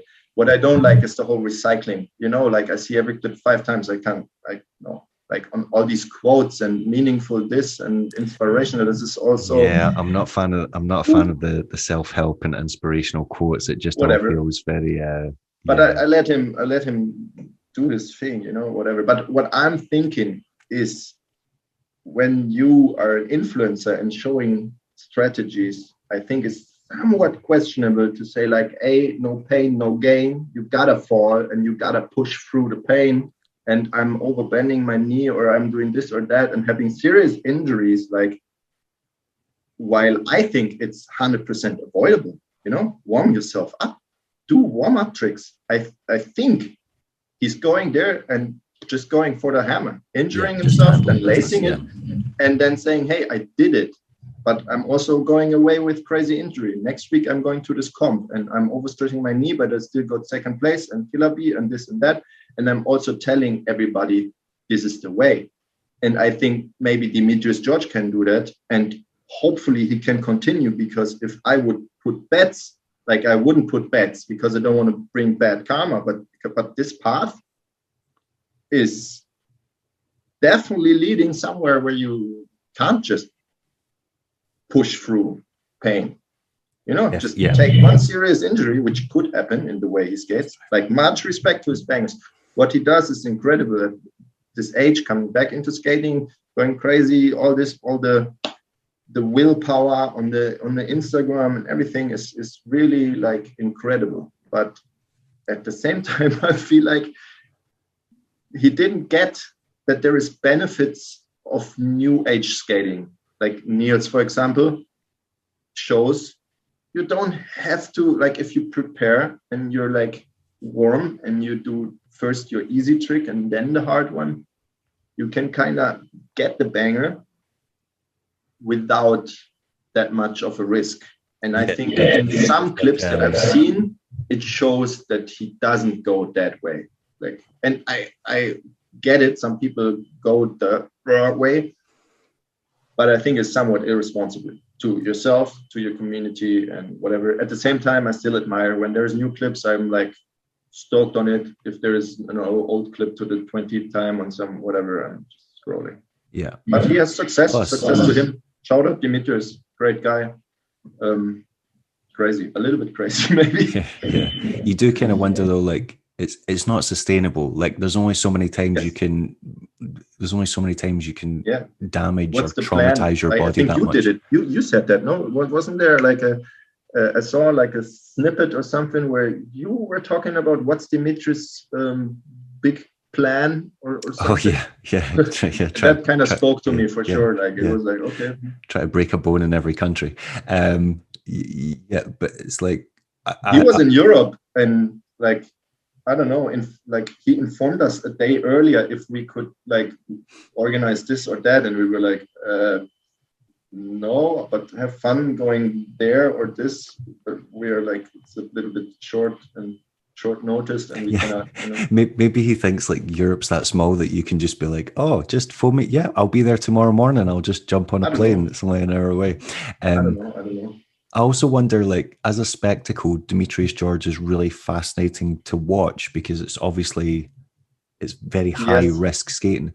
But I do very regularly question how many people, if they hadn't seen rollerblading before, or they'd forgot about it, or they didn't have an interest in it, I'd be very surprised by how many people would see him and actually it would motivate them to skate, like to pick up a pair of skates. No, but I mean, as in, they see someone getting this hurt, this damage. They see him like in crutches, right? They see him like being like basically saying, I like tore my kneecap clean out of my leg. No, he's definitely showing, hey, I didn't know where my limit was. I went over it. But how many people are going to see that and go, that looks appealing? Like, I want to get a pair of skates. I remember there was really, respect to Dimitris. I think we need all facets, like all the diversity, and he brings a really, really different piece to the puzzle as well. But what did I want to say?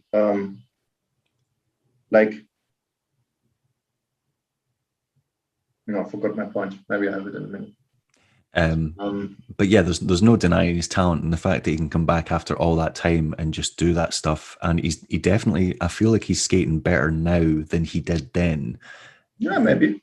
Like there's no denying that it's incredibly impressive. He did really impressive stuff for sure. I'm not sure if he had the same maybe he had more control back then when he was, or not control, but less falls. I definitely feel like he's leveled up since he's came back.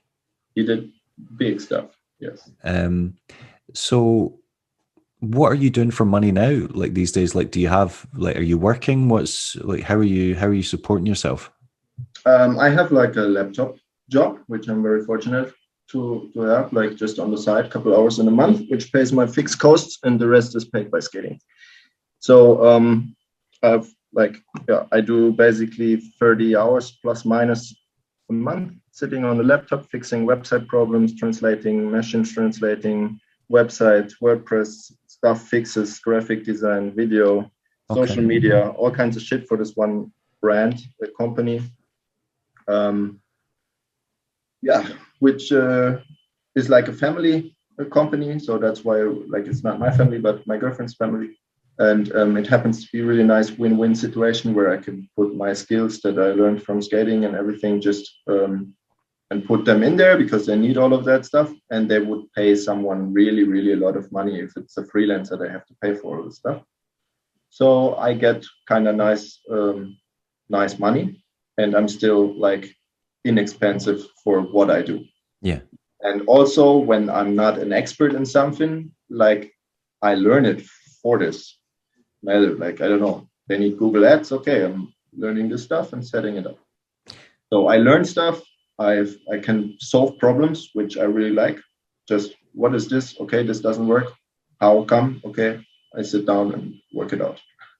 And that pays the fixed costs. And then there is some deal with Grindhouse, which pays enough to cover my skating trips, basically. Okay.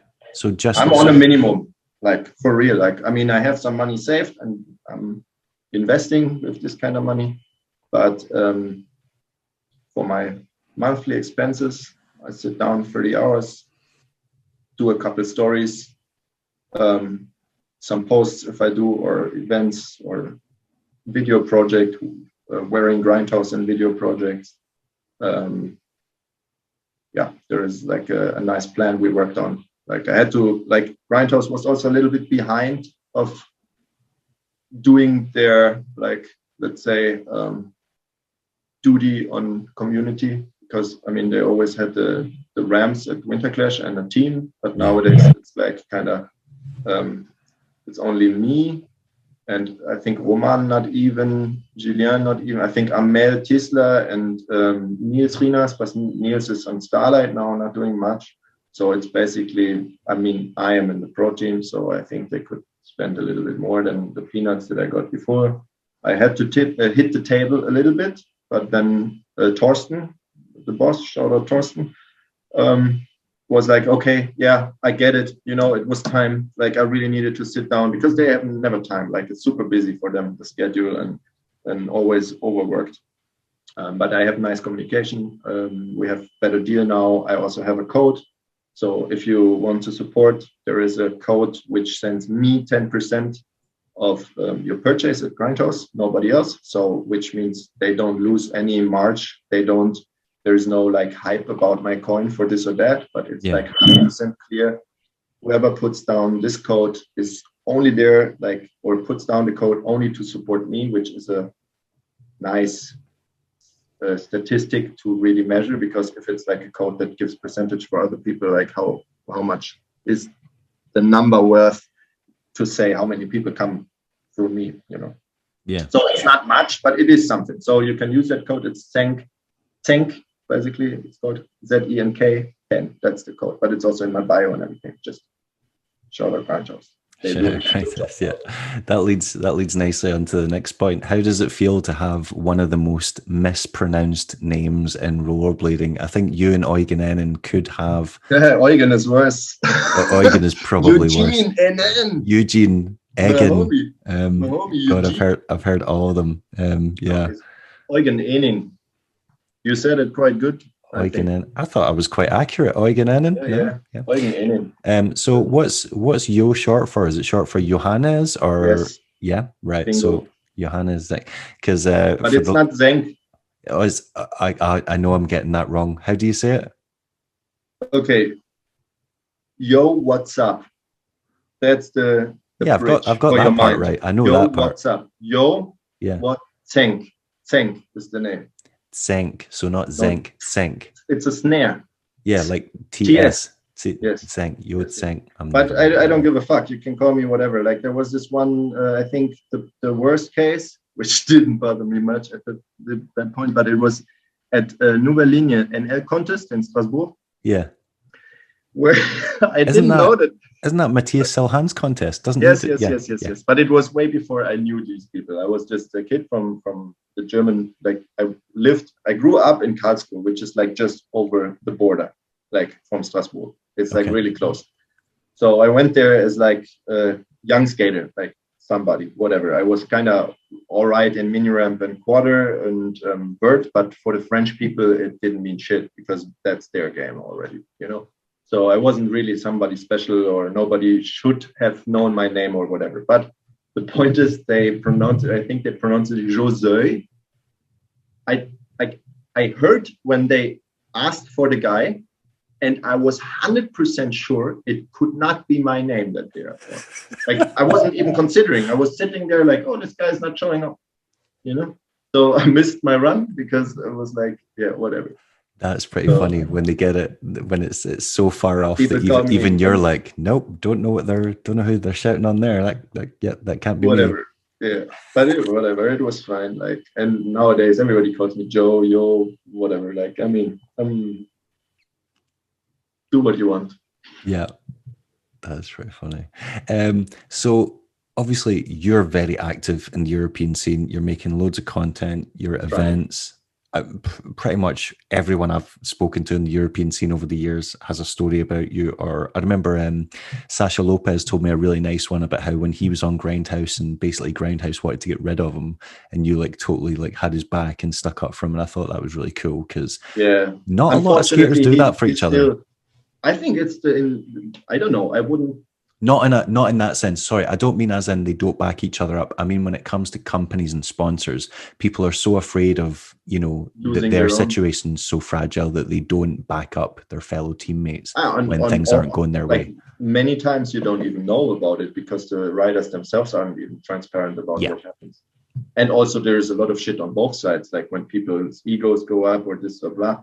Like I'm happy Sasha called me out on that. Like I was team manager. I'm still team manager for a team that's not existing, but I was team manager at Grindhouse at the time because they wanted to get rid of the amateur team. And I was like, hey, no. It makes sense to send some stuff and you want to get rid of the communication, right? So let me do that stuff for these guys and whatever.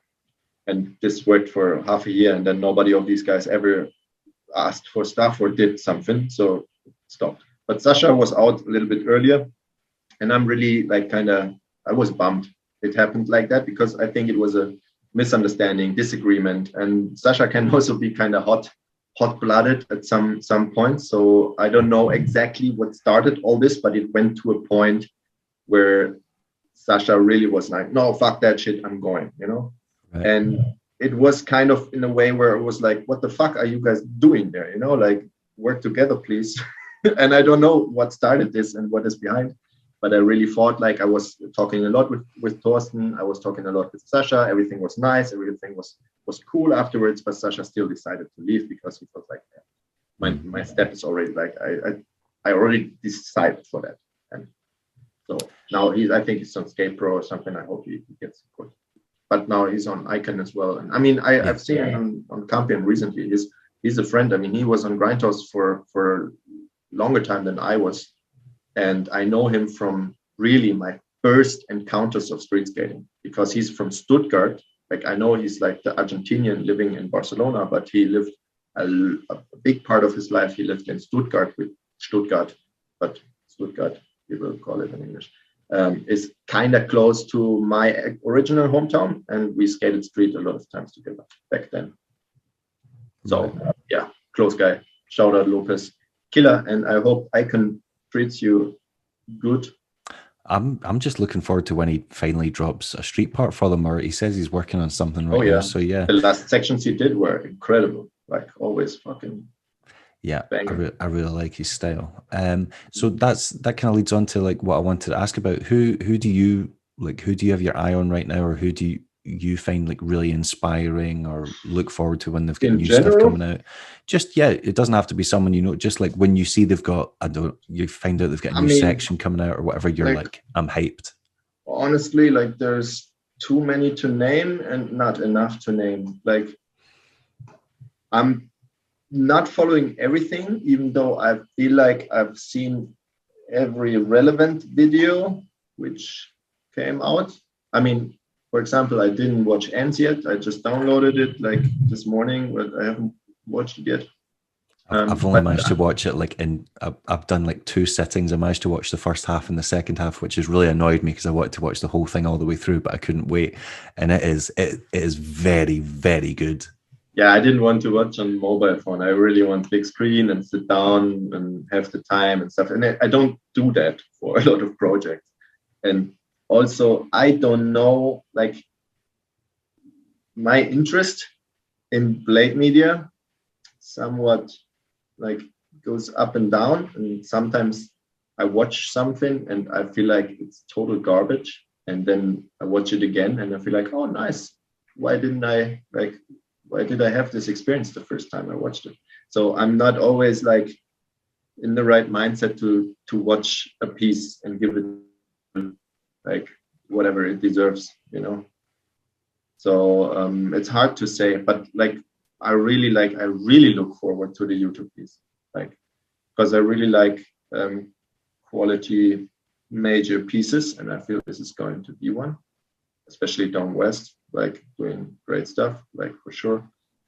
I'm looking forward to whatever any homie of mine puts out, and I have a lot of homies everywhere in the world, so I'm always stoked. That's what I was going to say. You kind of seem to know everyone, so yeah. Yeah, I'm trying. I want to, in essentially, I want to contribute to everything I see potentially contributing something that makes it better or whatever. So I'm definitely want to be in contact. And I cannot be in contact with everybody because I have so many people being in contact all the time.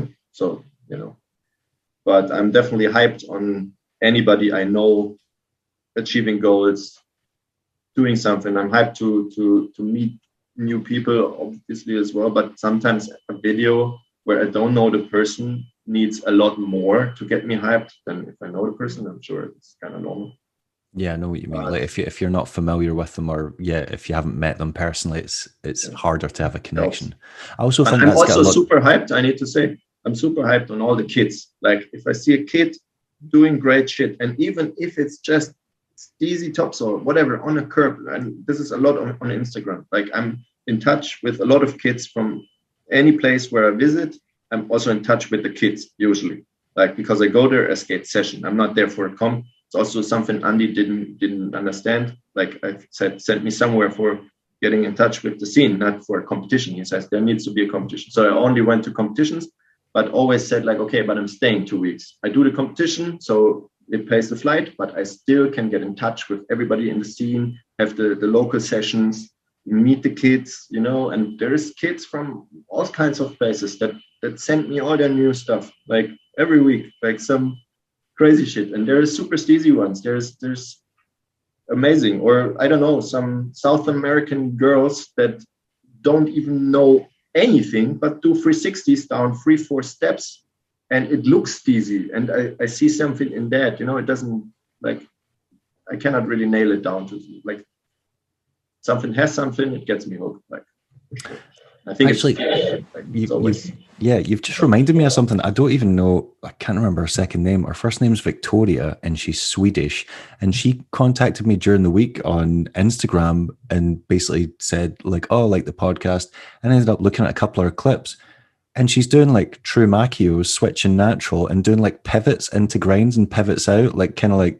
Like the kind of thing you see Bobby do, or like the Kelsos and stuff like that. And I'm like, whoa, you've like incorporated all this like new school stuff, and you've got you gotta send me the technical ability. I can't remember her second name, but yeah, I was like shocked. Like I was like, you've got like your own like proper style here. And that's it. If you can see, I don't know, and it can be even not having your body open. You can still like have no knees and still have a persona character in your skating, kind of. You know what I mean? Like the no knees is just to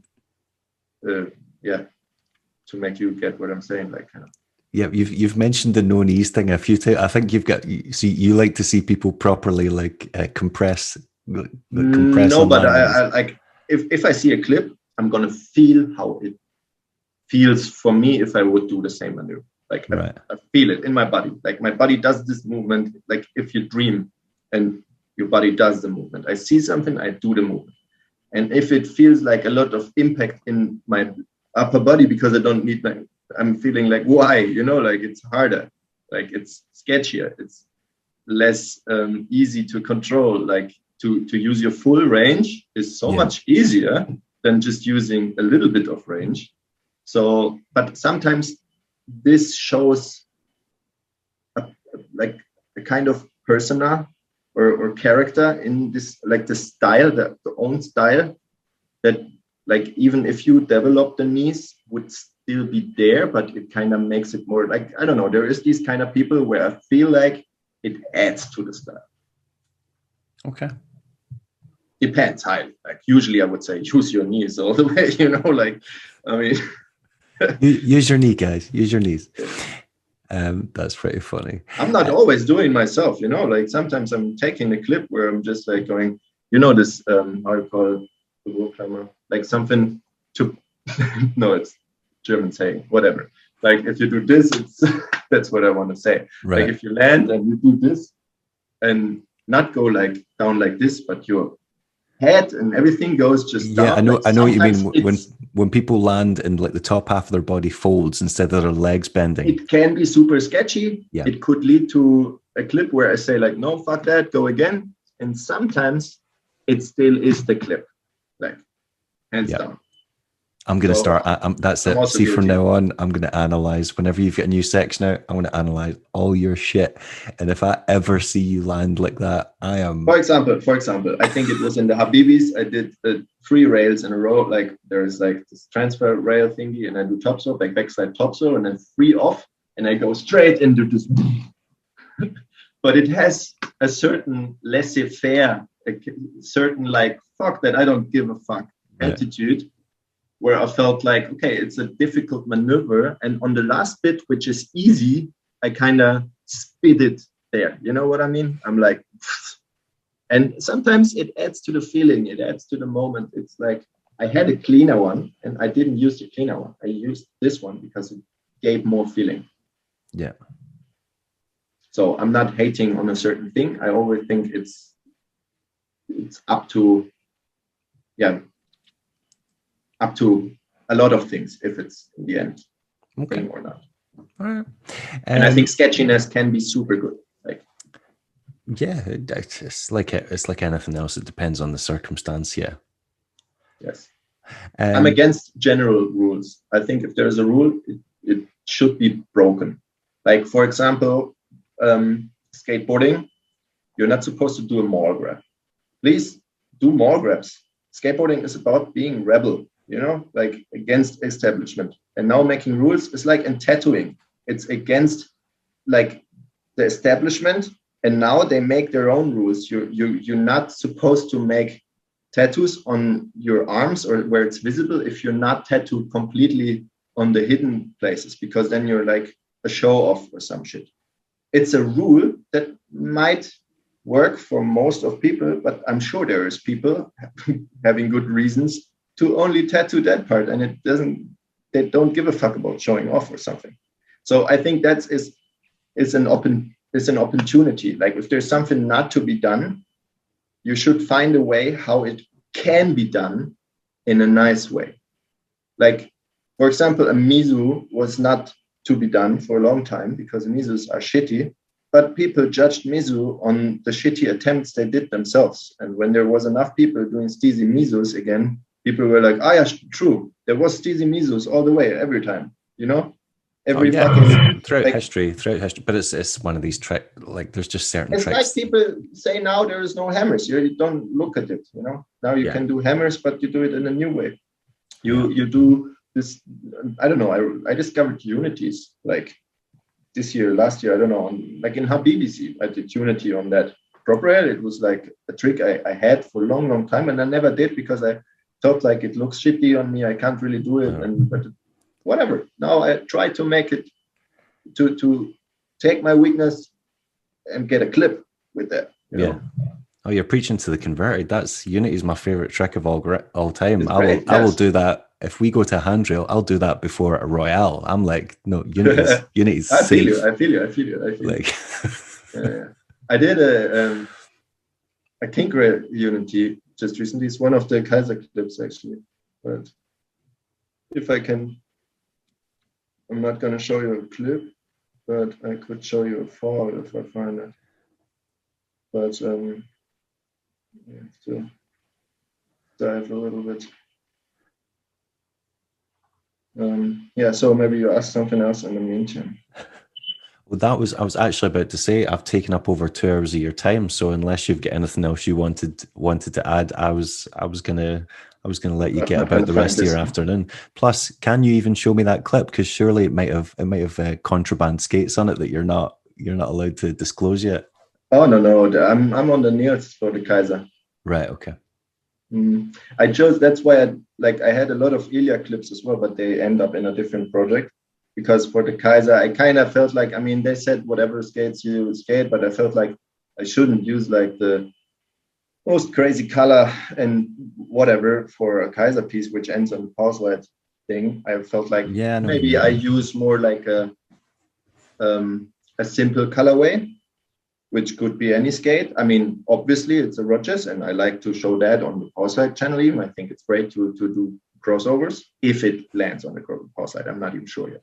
But I felt like for this project, I also didn't want to limit myself to the few outfits that I already wore on these skates, you know, like bright colors, how many outfits can you do with that? Like I kind of wished for some more simple colorway at this time to, like I dyed a lot of shirts for this project, and they were pretty colorful. So I was like, okay, maybe get more simple skate for that. Yeah, I know what you mean. That clip, when the skate's too loud, it's like, it's really hard to kind of make it work with certain outfits. Yeah.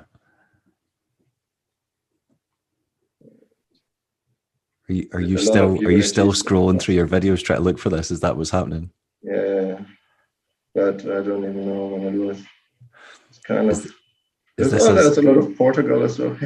Is this us getting an insight into the life of an influencer? Shout out to this one. Oh. But I don't know where this clip is. I don't want to waste time searching. It's too much content. Oh, wait. No, this is also Portugal with skates that I should not show. Yes. No. I don't know. You will see soon enough. But I had a funny bail. I also had a few nasty bails that I kind of wished I could have avoided, but were kind of necessary in the process. One in Portugal, one in the project earlier, and one on the Kinker that I was just saying.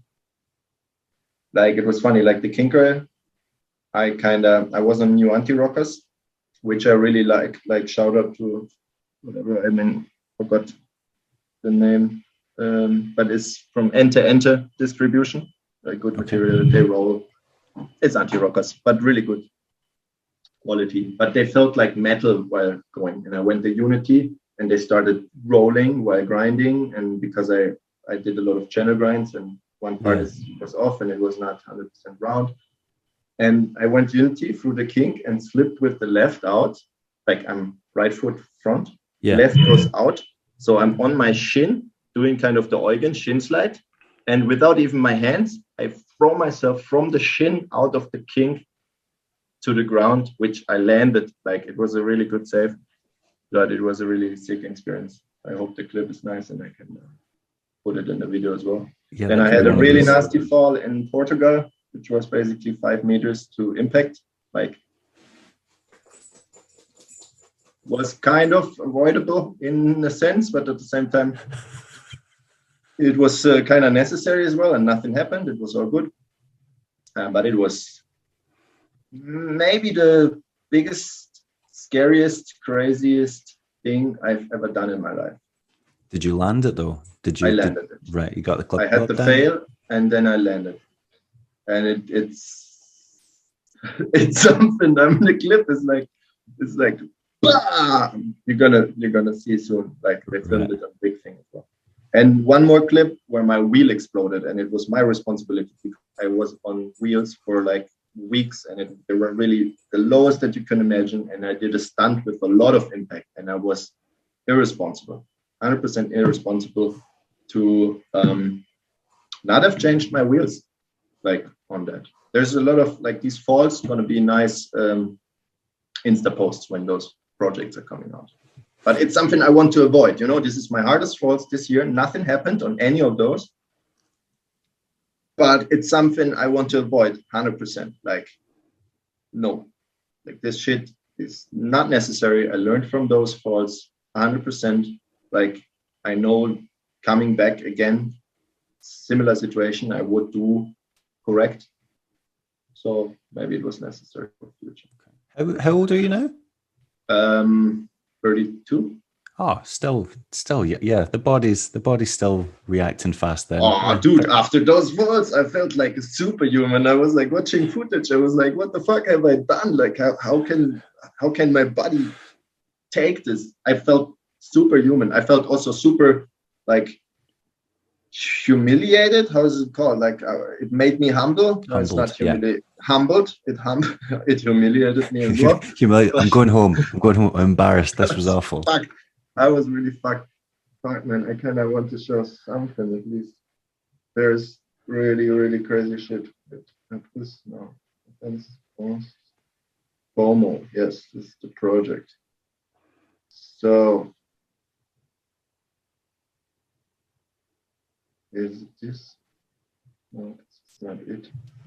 So you have one crazy fall for.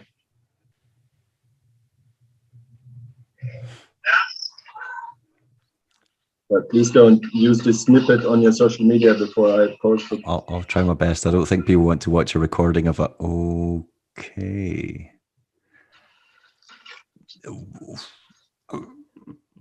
Was it necessary to disaster that far down the rail when it was a simple down rail? Was that necessary? No, it was nice. Just a second, like we have fisheye in the middle and I fly over him. Okay. It's really nice. I did 6 times, 7 times, and I tried to go. And it was nice, but my wheel exploded. I had the impact. My wheel exploded immediately, like completely. Like the core was still in there, the rest was gone.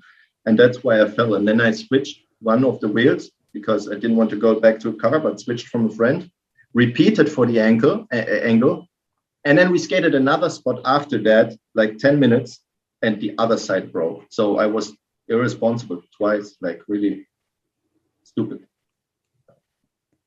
Next time I'm taking impact, I'm not gonna.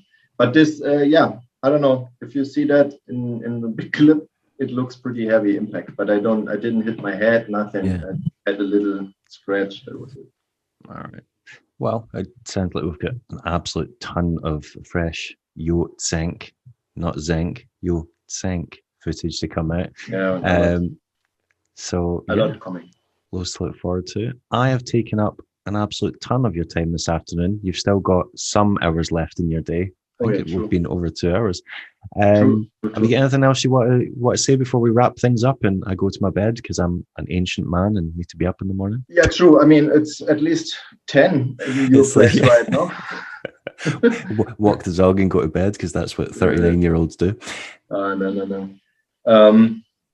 Shout out to my people. Like, as I said, like there's 2 people I work with doing projects right now, which is one Dennis Bertke, which is often like with BTK short. He did Habibis, I done my head out. He did, most recently, he did Bronzed.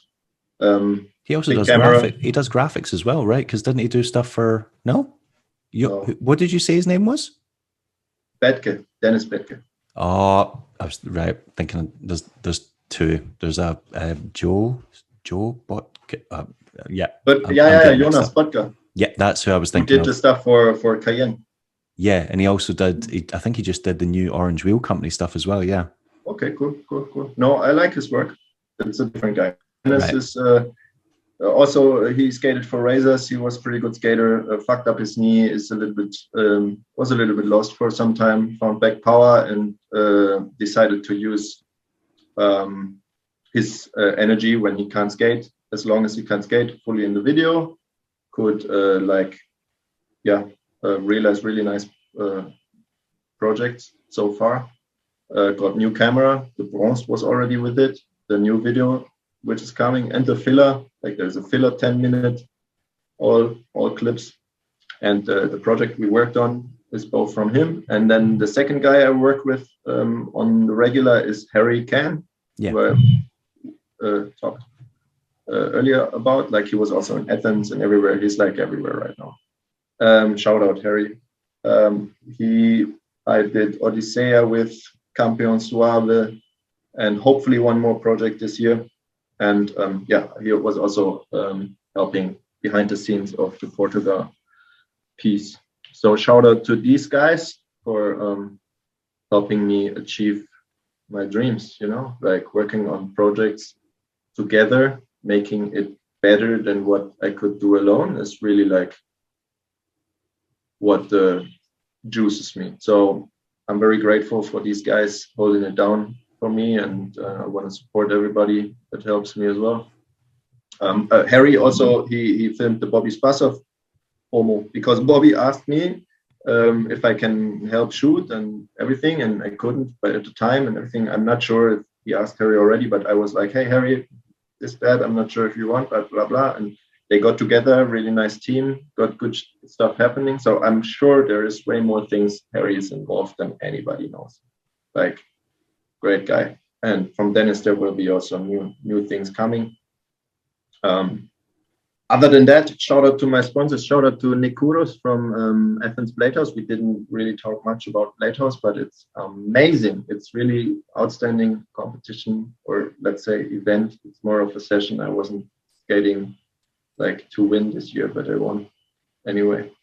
But it's been really nice, like also 10 days of great sessions and great places, great people, great food. And the event is something so crazy, like I cannot even describe. Like if you've seen an edit, you have the feeling you know, but you don't know.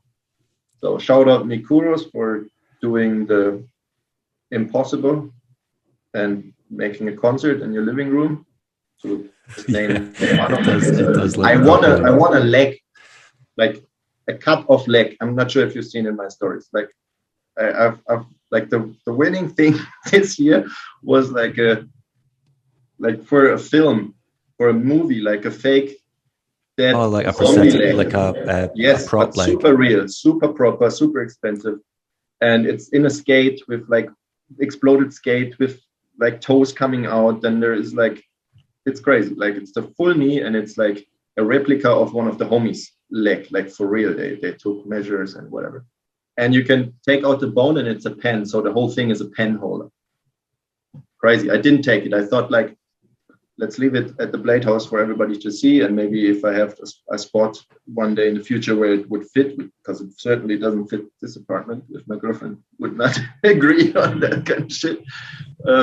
But I think it fits Blade House very, very nicely. And respect to Kouros for putting that shit off, like in this house, like every fucking year with all these maniacs. Like it's amazing. Respectful people. Like there's no maniacs, but it's fucking incredible. So shout out Nick Kouros, shout out CSGate. They have really nice merch as well. Just brought out new socks, new sock game. Maybe we do a Zenk sock as well at some point, like some graphics of mine. Let's see. Shout out Greg from Blade Life, even though not so much happening right now, but I'm still hoping we can get some good stuff going. And maybe like he's talking for a while now to bring people to the UK at some point. Not sure how the current economical situation allows, and his business really had to take some tolls. I don't know. So support the supporters. Integrity, shout out integrity. I think it's something that we think everybody adult has developed, but it's by far not in the toolbox of everybody, especially companies. So yeah, that's efficiency and integrity. Please. And shout out you. Thanks for taking the time, speaking with me, catching up. Anytime, man. I've wanted to do it for ages. So yeah, I'm glad we finally got round to it, and hopefully we'll be seeing each other sooner rather than later, because there's a new winter clash announced, and true. I will come. I think Grindhouse asked me already if I want a ticket or something, and I think they already managed to sort that out. And I will be there seeing you. Let's see. Awesome. Is there panels this year? I haven't actually been in touch with Yo-Yo yet, but I know Ricardo Lino wants me to help him do something with a live stream, and yeah, I'm sure there'll be other side events that I'll get involved in, as there's usually the case. Yeah, I'd be down helping with whatever, but let's see. Let's keep in touch. I don't know. I mean, if we start next week to try figure out a new podcast, and maybe in 2 years we get together again. Yeah. And pencil in for 2025. Yeah. Yeah, that's good. Well, thanks for taking the time to do it. And yeah, speak soon. Much thanks. Peace out, man. Bye.